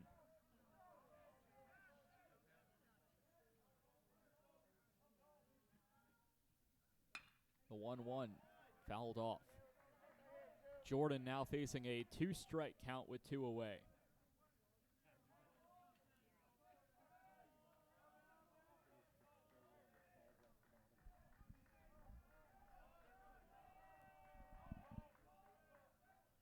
Ball and 2 strikes, make it 2 balls and 2 strikes as the pitch from Kaysen misses low and away for the left-handed hitting pinch hitter Caleb Jordan.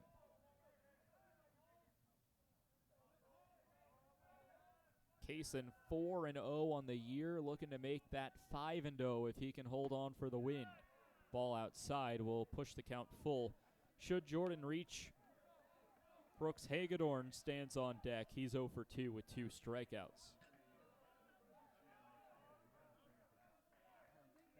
Runners at the corners. 2 outs. The payoff to Caleb Jordan is fouled off.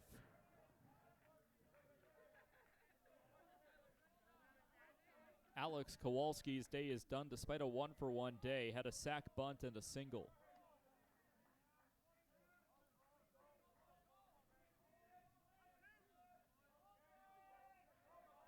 We'll see who comes in for Kowalski over at first when the Splitters take the field defensively. 3-2 fouled off.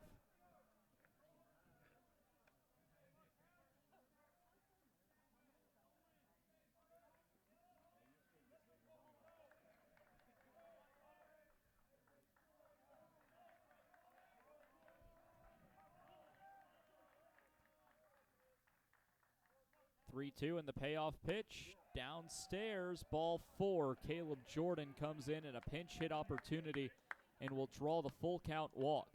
Bases are loaded for Brooks Hagedorn at the bottom of the order. Third walk surrendered by Kaysen.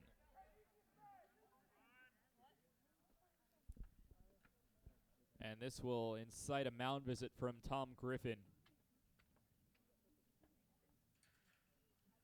Griffin looking to get the series win over rival Lincoln Memorial before taking on Florida Southern next weekend, who's currently in the top 5 in the media poll. Will be a really tough test for Carson-Newman in the non-conference. The Mocs out of the Sunshine State Conference have already been playing a little bit in conference play.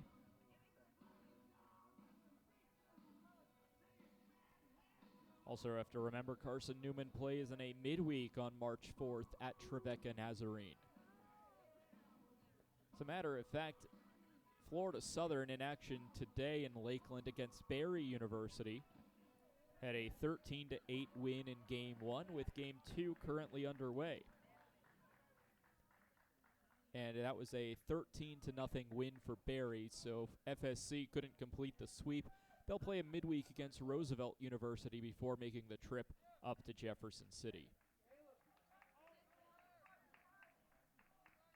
So mound visit's over. Brooks Hagedorn steps into the batter's box with the bases loaded, a chance to do some damage for the Rail Splitters.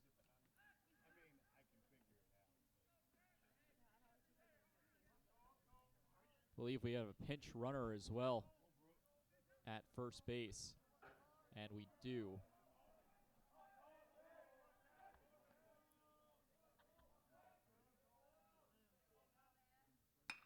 First pitch swinging on a fly ball towards left field. Back goes Bolton. He slips and slides, but comes up with the catch. Ryan Bolton somehow, someway finds it in the bottom of his glove, and Hagedorn will fly out to left field. That'll end it here in the top of the 6th. Eagles coming up to bat to add a little bit more insurance when we return on the Eagles Sports Network. Don't know what to wear on game day? Head over to shopseeandeagles.com for all of your Carson-Newman athletics gear.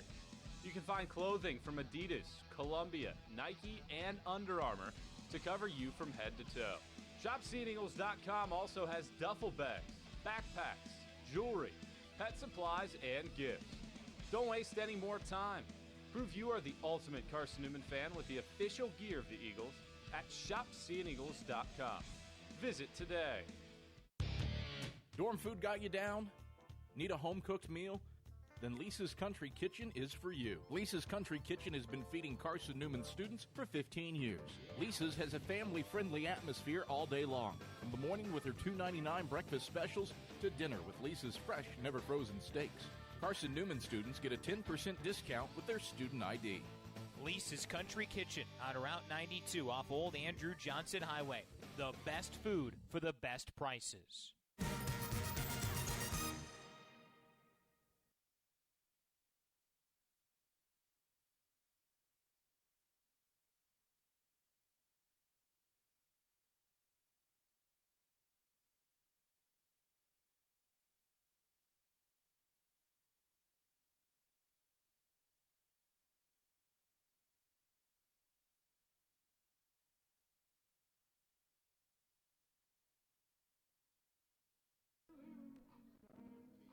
Bit of a shuffle in the field as we still try to figure out who goes where for Lincoln Memorial.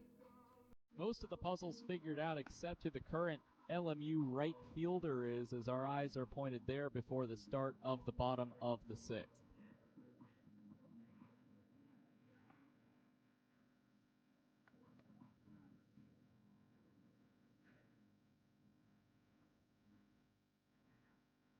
So for Carson-Newman, as we begin the bottom of the sixth inning, it will be the 2-3-4.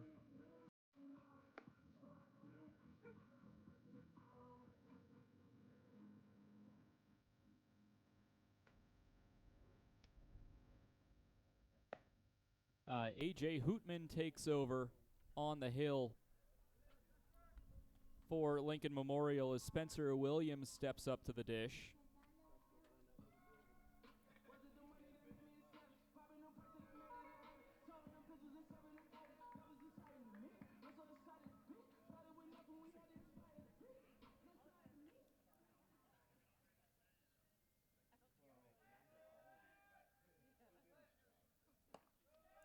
As the ball will go upstairs.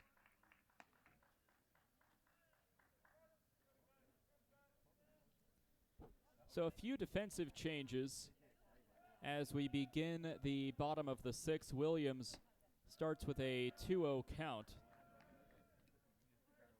We'll try to fill you in the best I can here. Austin Epperson moves over from right field to first base. C.J. Dugan moves from center field to right field. Kevin Fernandez, who came in as the pinch runner, as there's a called strike for strike one, is the new center fielder. And A.J. Hootman, who's only pitched one inning this season, is the new pitcher in place of Merritt Graham. Foul ball back into the screen, and the count is even at 2-2.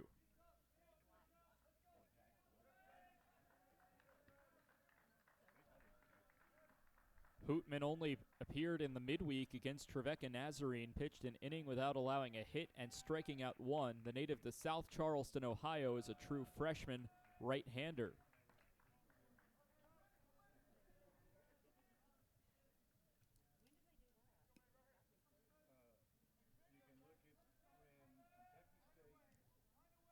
Full count to Williams. The pitch from Hootman is outside for ball four. Williams with a leadoff walk will bring up Logan Floyd.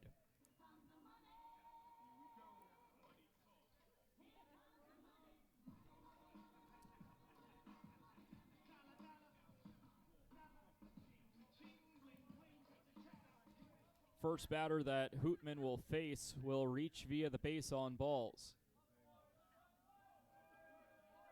Has only faced three batters, has not allowed one to reach, so Williams is the first batter of Hootman's collegiate career to get aboard safely.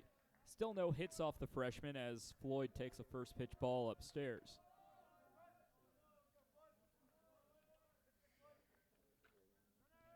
"1-0, runner goes, the throw down. The throw is in time, but it was off target, and the tag couldn't quite get there, so it's a stolen base for Spencer Williams. Still a 2-0 to Floyd, now a runner in scoring position.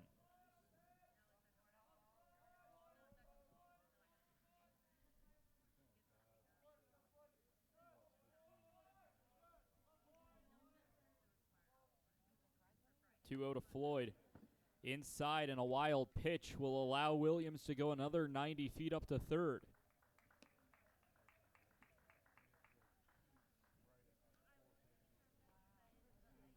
Three balls, no strikes. Seth Benner stands on deck. Williams is over at third with the Eagles leading 6-0 in the bottom of the sixth.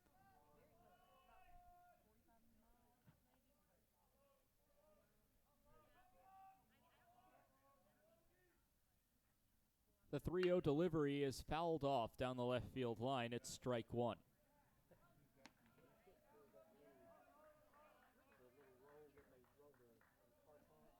A reminder that coming up next week, the South Atlantic Conference men's and women's basketball tournaments for both Carson-Newman men's and women's basketball. The 3-1 ball outside, and that's a 5-pitch walk to Logan Floyd to put two runners aboard. Back-to-back batters that Hootman has faced have walked against him. And this will cause a speed walk out of the dugout for LMU to have a conversation with the freshman Hootman. He replaces Merrick Graham, who didn't have a bad appearance at all. In fact, had a quite good appearance for the Rail Splitters. An inning and 2/3, did not allow a hit nor a run, walking 1 and striking out 2. The only batter Merrick Graham allowed to reach was Aiden Gibson, and then had an error on his line on a failed pickoff attempt. Other than that, Graham looked pretty good.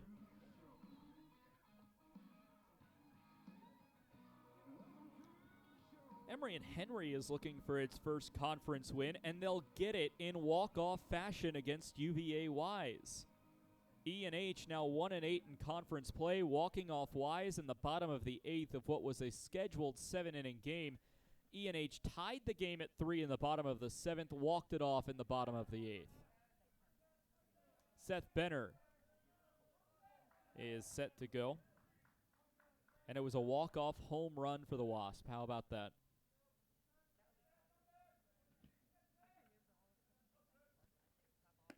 A ball low and away to Seth Benner. It's ball 1.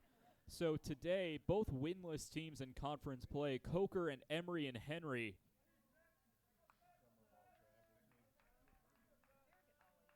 will get their first wins. Coker against UVA Wise. Mars Hill against Catawba. A ball inside. It's now a 2-0 count.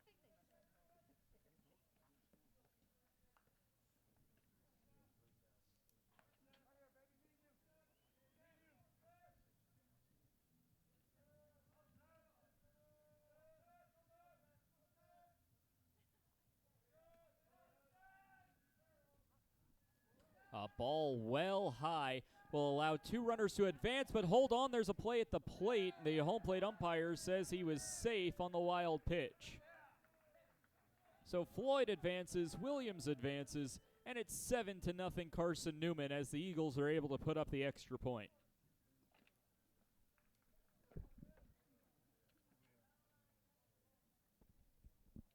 Benner still with a 3-0 count has a chance to get aboard and put runners back on the corners.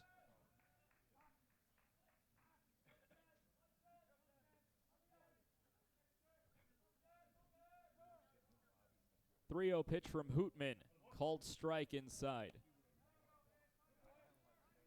Hootman has struggled to find the zone. 15 pitches, only 4 of them have been for strikes.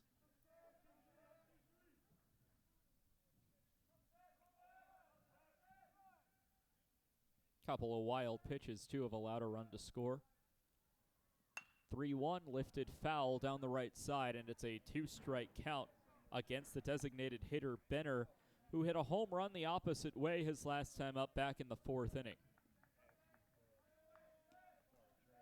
Carson-Newman 7 runs on 8 hits. 1 error, have left 7 on base. LMU, no runs on 7 hits, 2 errors, have left 9. A ball downstairs. Benner will get aboard, and there's runners at first and second. 3 batters faced by Hootman, 3 walks. As a pinch hitter will come in for Carson-Newman, it's Cole Nathan who started game 1.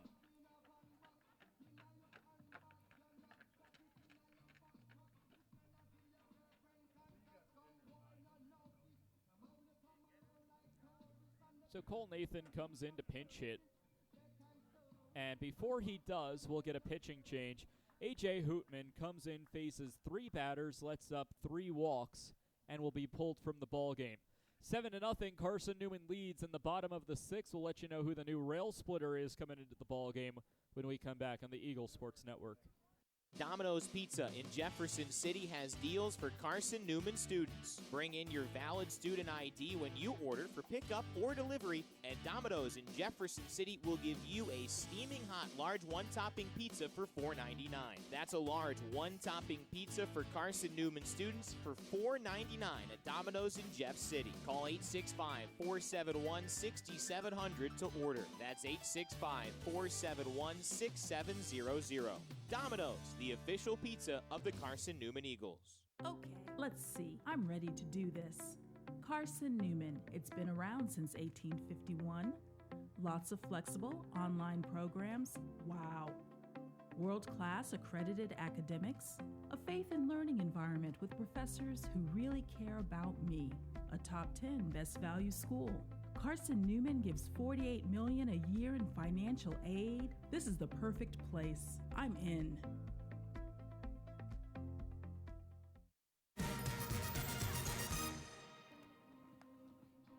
Peyton Armour comes into the ballgame for his 9th appearance of the season, the 6th most appearances in the nation at the Division II level. Entering this weekend, he will be making his 2nd appearance of the weekend.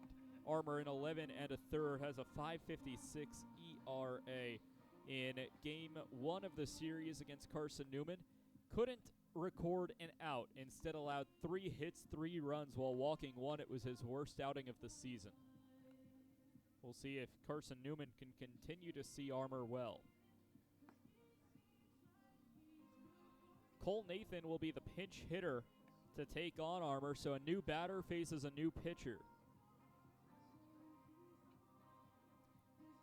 Nathan pinch hits in place of Julian Hines, the second baseman, and as a true second baseman himself, expect to see Nathan come in at the second base defensive position when the Rail Splitters come up to bat in the top of the 7th. Reminder, 7-inning game today, so the Rail Splitters are down to their final 3 outs when we get to that point. It will be the top of the order due up in Caston Harvey, Austin Epperson, and Joey LaMattina.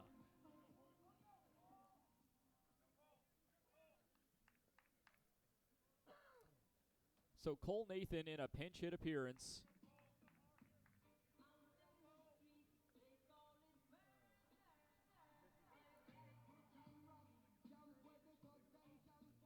Seven to nothing. Carson-Newman, a run in the 1st, 3rd, and 1 here in the 6th. A 4 spot have been helping out Carson-Newman in the 4th inning.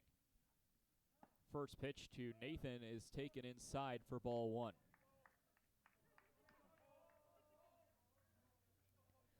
Eagles looking to hold on to the 6-0 lead.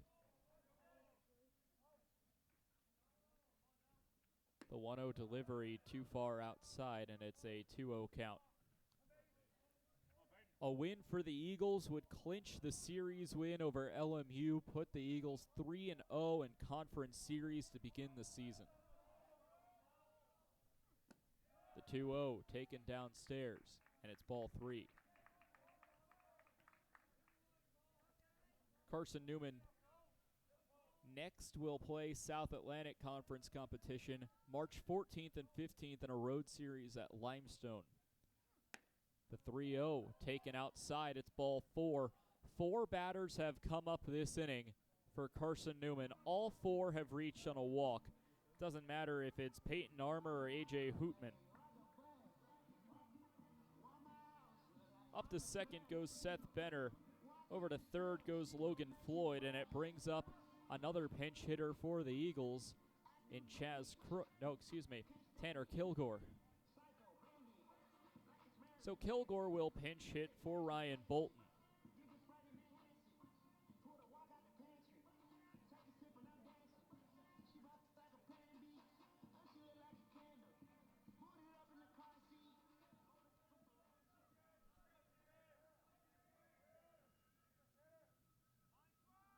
Tanner Kilgore in game 1 of this doubleheader went 0 for 4 with a walk.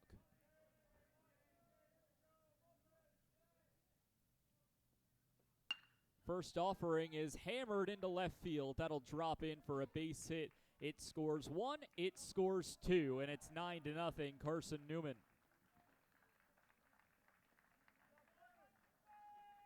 Nathan up to second. Benner scores. Floyd scores. And it's a 3 spot here in the bottom of the 6th.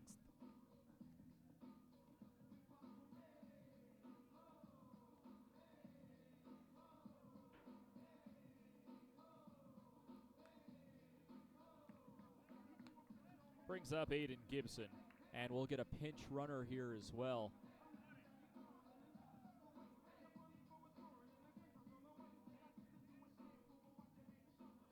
Braxton Smith will come in to pinch run.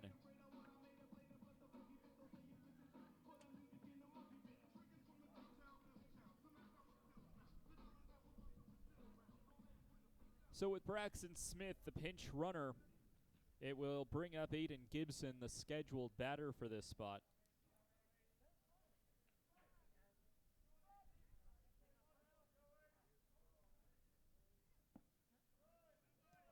First pitch to Gibson will miss for ball one. Runners at first and second, and a 9-0 Carson-Newman lead.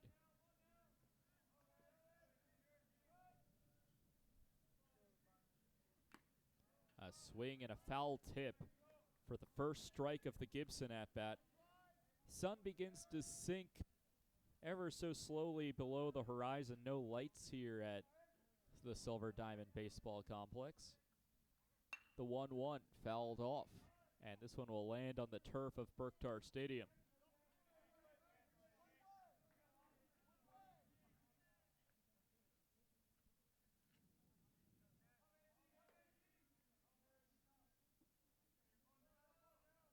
Now the 1-2 comes inside and will hit him square on the back.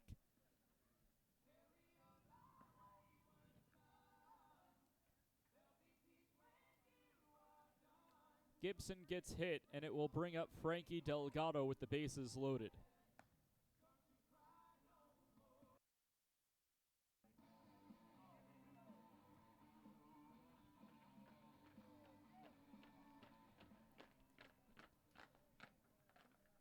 So LMU will have another call to the bullpen after Gibson gets hit.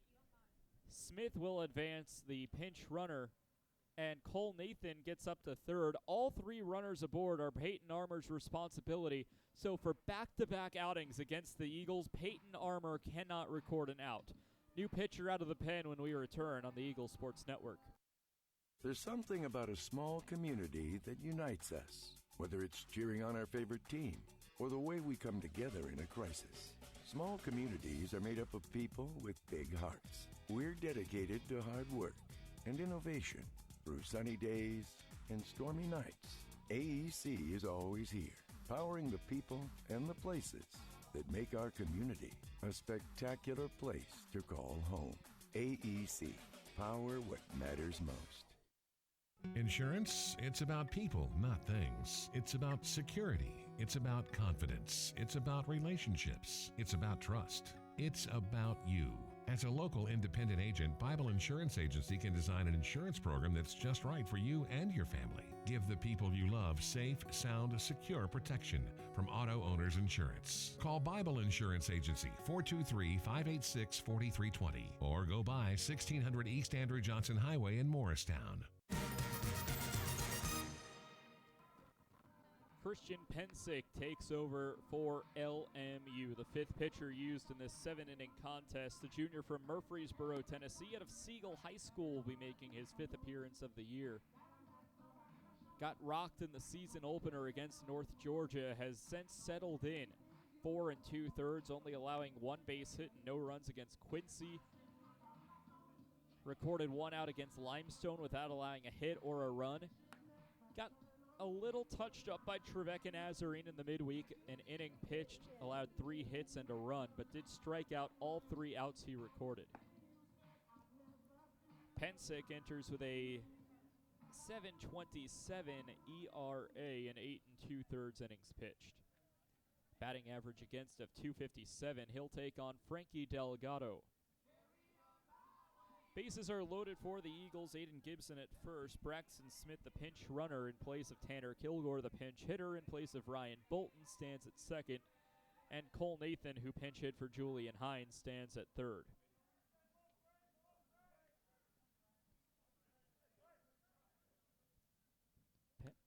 Pensick will offer on a wild pitch. Everybody will advance 90 feet, and Carson-Newman leads 10-0.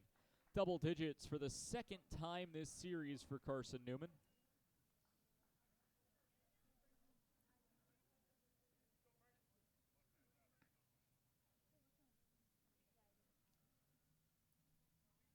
A 1-0 count to Delgado.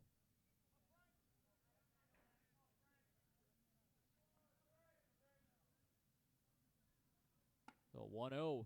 This one skips away on a pass ball, and runners will come in yet again. That one just popped out of the glove of Mast.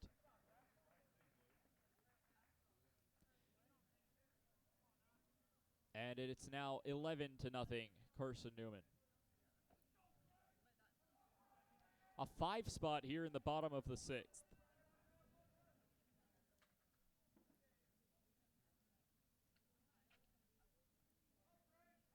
Only a runner at third now, 2 pitches into Pensic's appearance, and Delgado will foul off the third offering.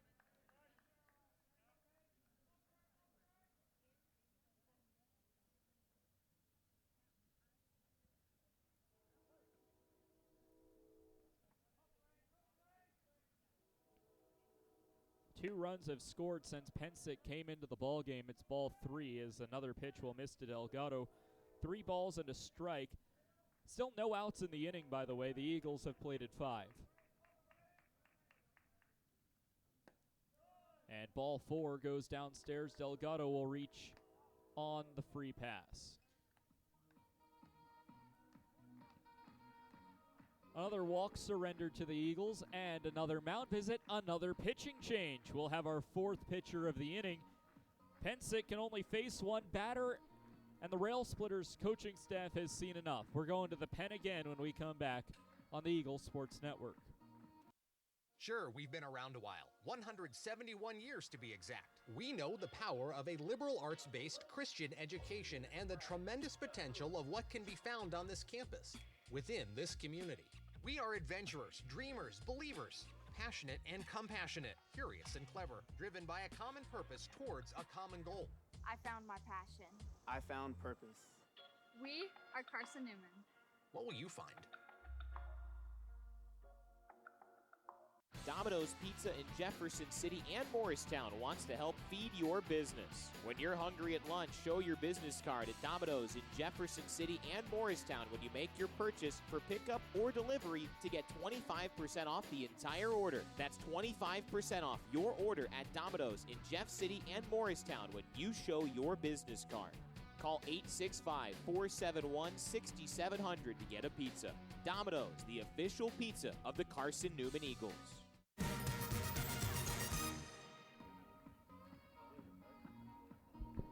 We'll have a couple of changes to report on for Lincoln Memorial. A new catcher, number 31, Trace Simmons. And the new pitcher is number 36 out of the Lincoln Memorial bullpen. It's Easton Barnes taking over, or Easton Barnett, excuse me. The freshman from Smyrna, Tennessee, and Stewart's Creek High School will be making just his 3rd appearance out of the pen this year. Last appeared on February 8th against Quincy, where he pitched an inning without allowing a run. Has a 0 career ERA, does the freshman.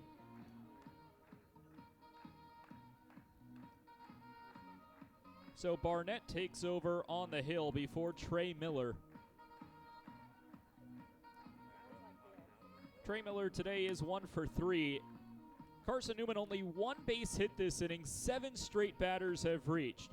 You count them, 6 walks allowed, 1 hit by pitch. Make that 5 walks. A hit by pitch and a single is how the batters have gotten aboard for the Eagles here in the 6th. 5 runs have scored. Runners are at the corners. Nobody out. And we'll get a pinch runner as well for Carson-Newman. Kylan Hornbuckle will take over at first base for Frankie Delgado.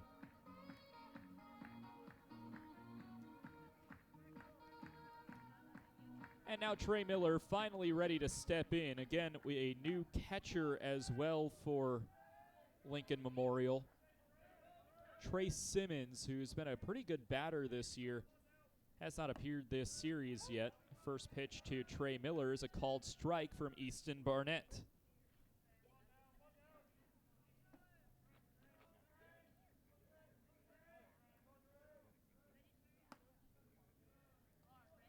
A ball will miss low. 1 ball and 1 strike.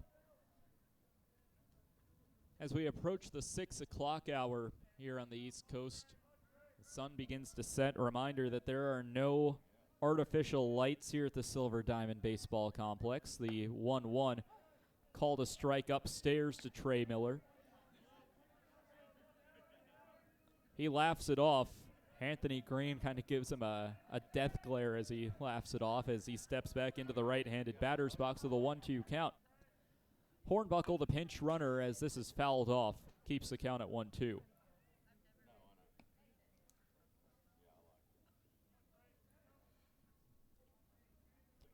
The entire infield and 85% of the outfield is covered in shadow, with just dead center field towards the wall still being coated in sunlight.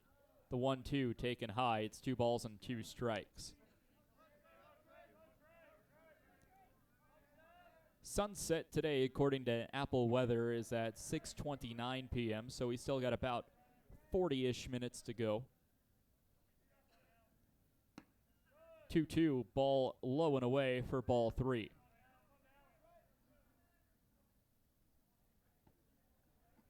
Full count to Trey Miller, runners at the corners. There is an open base at second. That would bring Ryan Jenkins up with the bases loaded.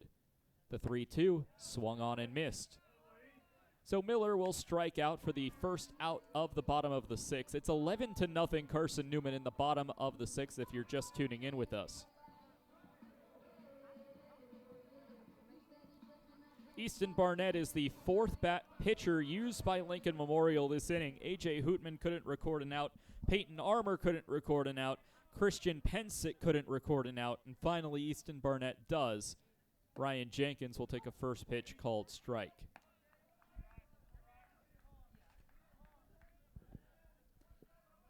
In today's game, not as a season total, a lot of infinite ERAs. And 0-1, ball will miss outside. Spencer Williams, who led off the inning with a walk, came around to score, stands on deck. The 1-1. This is hit into left field. That's a base hit for Ryan Jenkins. It's 12-0 as Gibson comes in to score. Hornbuckle, the pinch runner, gets up to second. Gibson scores, and it's an RBI for Aiden Gibson.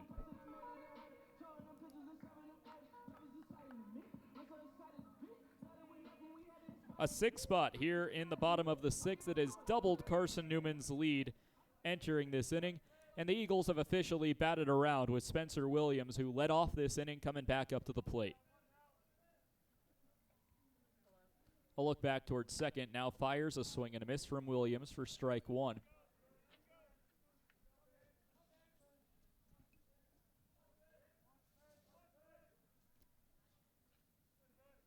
No balls and a strike.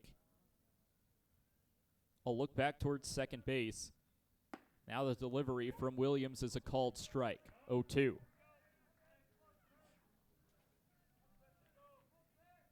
Still only 1 out in the inning. It belongs to Trey Miller, who struck out swinging.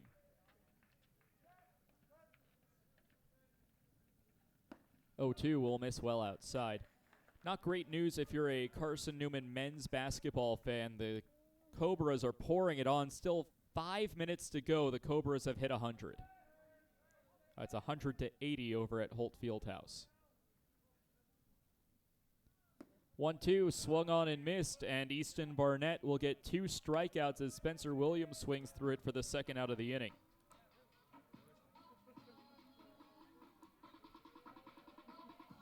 So a pinch hitter will come in for Carson-Newman in place of Logan Floyd. It will be Luke Goforth pinch hitting.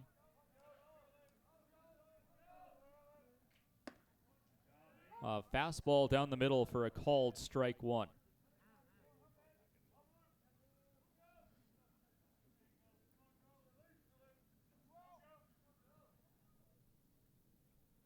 The 0-1 hit in the sky, foul down the right field line, out of play.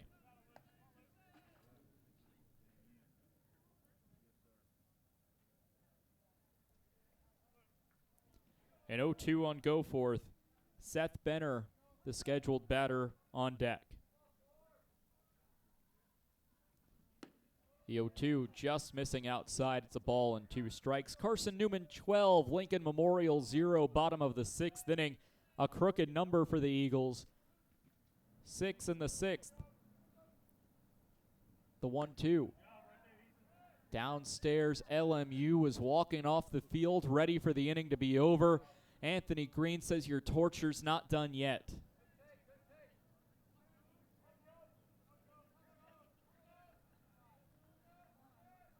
Barnett looks down at his cheat sheet. And now we'll fire the 2-2. That one's low without a doubt. Full count to Goforth. A walk would load the bases for Seth Benner.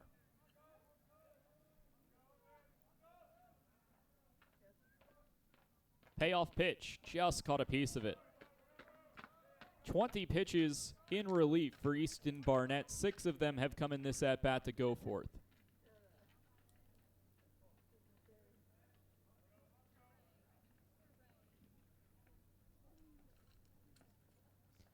Well, there is a decent chance our first game of our doubleheader started at 12:01. Runner goes on ball 4 upstairs.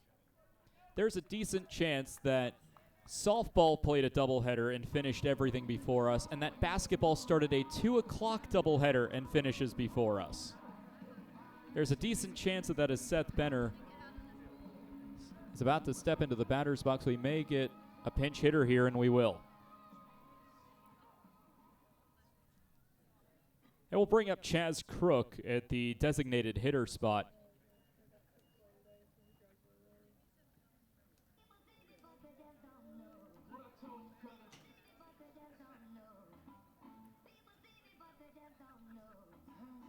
Up to second, by the way, goes Ryan Jenkins. Over to third, Frankie Delgado.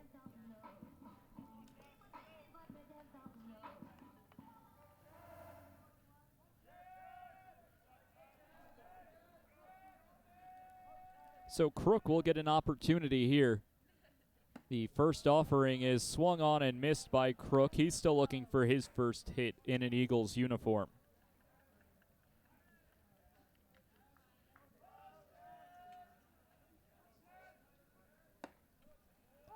A called strike makes it a quick 0-2 to Crook.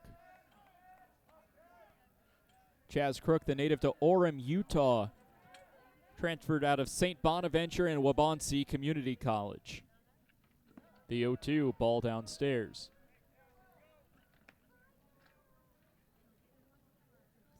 Played for the Timpanogos Timberwolves out of Orem, Utah in high school.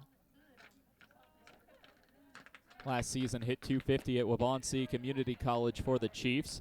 And it's called strike 3 on the inside part of the plate. Crook goes down looking. The Eagles leave the bases loaded. 6 runs on 2 hits. No errors and the bases left loaded. Final 3 outs for the Splitters coming up in the 7th when we return on the Eagle Sports Network. How do you know you're in a community, not just a town? Well, strangers smile as they walk by. They refill your coffee without you asking. And when you ask directions, people offer to walk you there. Communities give more.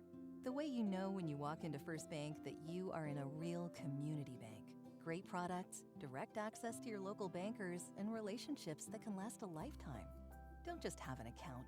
Have a community with First Bank. Member FDIC. At InterDigital, we strive to be a leading provider of cutting-edge digital and marketing solutions.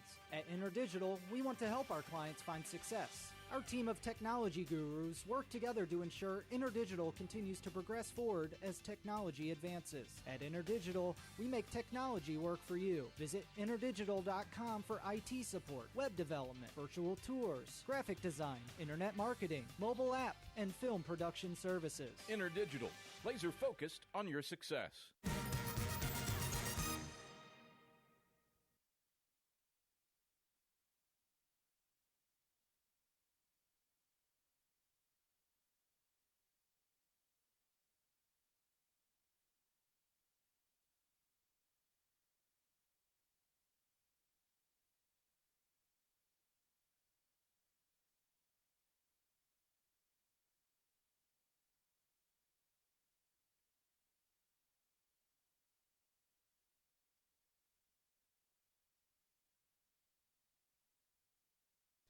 Few defensive changes before we begin the 7th inning. Stepping into the batter's box is Caston Harvey. He takes a first pitch ball downstairs from Jackson Sarrett, who comes in a non-save situation. Second pitch of the at-bat is a called strike. After a marathon of a bottom of the sixth, we finally see a rail splitter at the plate again. Jackson Sarrett, the new pitcher, he deals it downstairs for ball 2.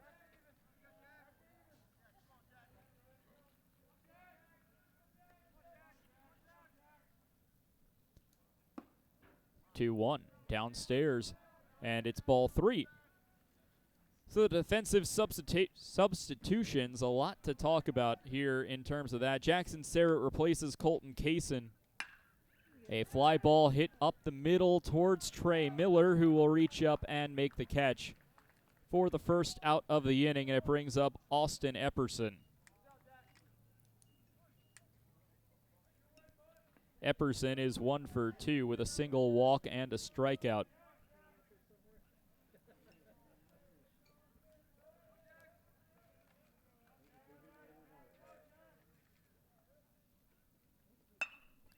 This one's fouled off down the left field line for strike 1.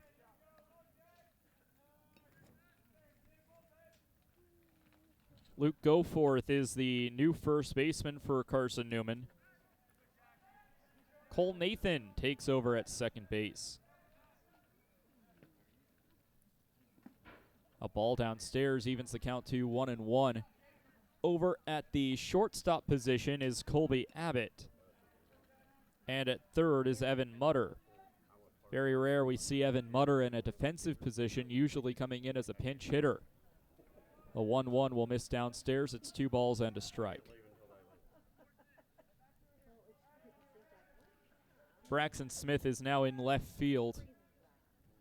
And that'll do it for the defensive substitutions other than Jacob Rogers behind home plate. Another ball will miss low to Epperson, and it's ball 3. 3 balls and a strike from Sarrett to Epperson. The 3-1 delivery is a called strike that will put the count full. Colton Kaysen's day is done. He goes 6 innings of work, allows 7 hits but no runs to score, walking 3 and striking out 7. 3-2 is ball 4 down low, and Epperson will get aboard via the free pass.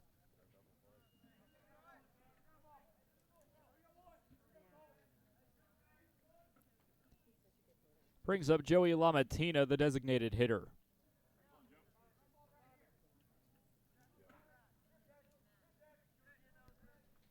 Eagles looking to put a bow on this one, 2 outs away from winning the series against Lincoln Memorial. Ball will miss downstairs. It's a quick 1-0. LMU will fall back to 500 at 9-9. 4-5 in the conference. Carson-Newman will improve to 14-4. 7-2 in conference play as a called strike will even the count at 1-1. With the win, the Eagles will also improve to 11-1 at home, heading into a tough series next weekend against Florida Southern. 1-1, ball downstairs.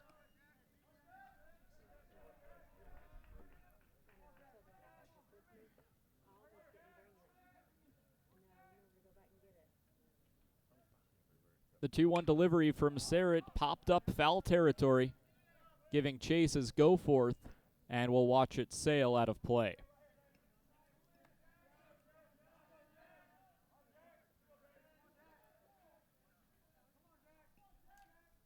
In line for the loss currently is starting pitcher Colin Murphy for Lincoln Memorial.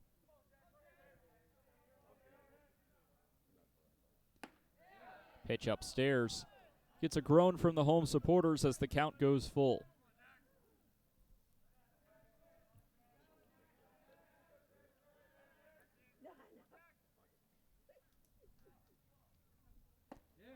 Payoff pitch, called strike 3, and down goes LaMattina looking. Rail splitters down to their final out. It is the 8th strikeout combined between Sarrett and Kaysen.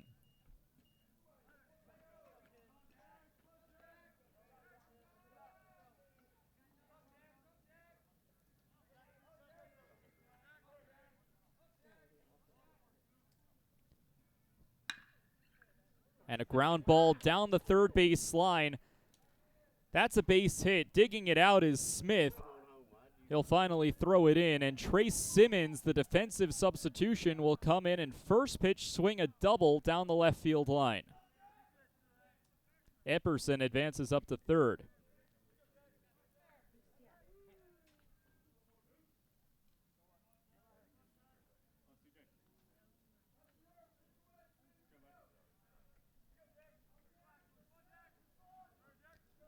So he doubles. Runners at second and third now for C.J. Dugan, the right fielder, who is 0 for 3 today. 2 runners in scoring position for the Splitters, trying to avoid the shutout. Sarrett's pitch cuts inside for a called strike 1 to Dugan. Eagles back in action on March 4th on the road against Trevecca Nazarene. Unfortunately, we will have no broadcast on that from the Eagle Sports Network. Fly ball over to short. It's dropped by Colby Abbott. And it will score a run, the first of the day for Lincoln Memorial. It will go unearned on Sarrett's line.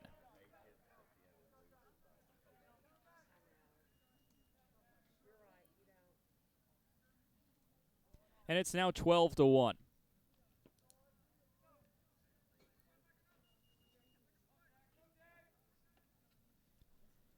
Archer Wang Shastin, is 3 for 3. He flies into center field, make it 4 for 4. That's an RBI single. Wang Shastin's been having himself an incredible day.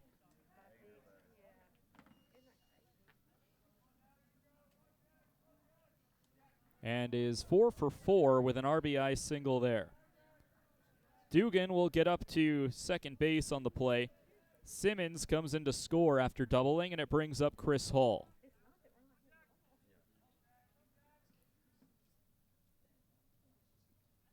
LMU back in action as a called strike to Hall will play in a midweek contest coming up.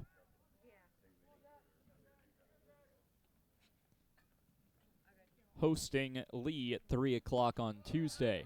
A called strike, and it's quickly 0-2. Carson-Newman and Trevecca Nazarene will also begin at 3 o'clock. That game will be exclusively on Flow Sports.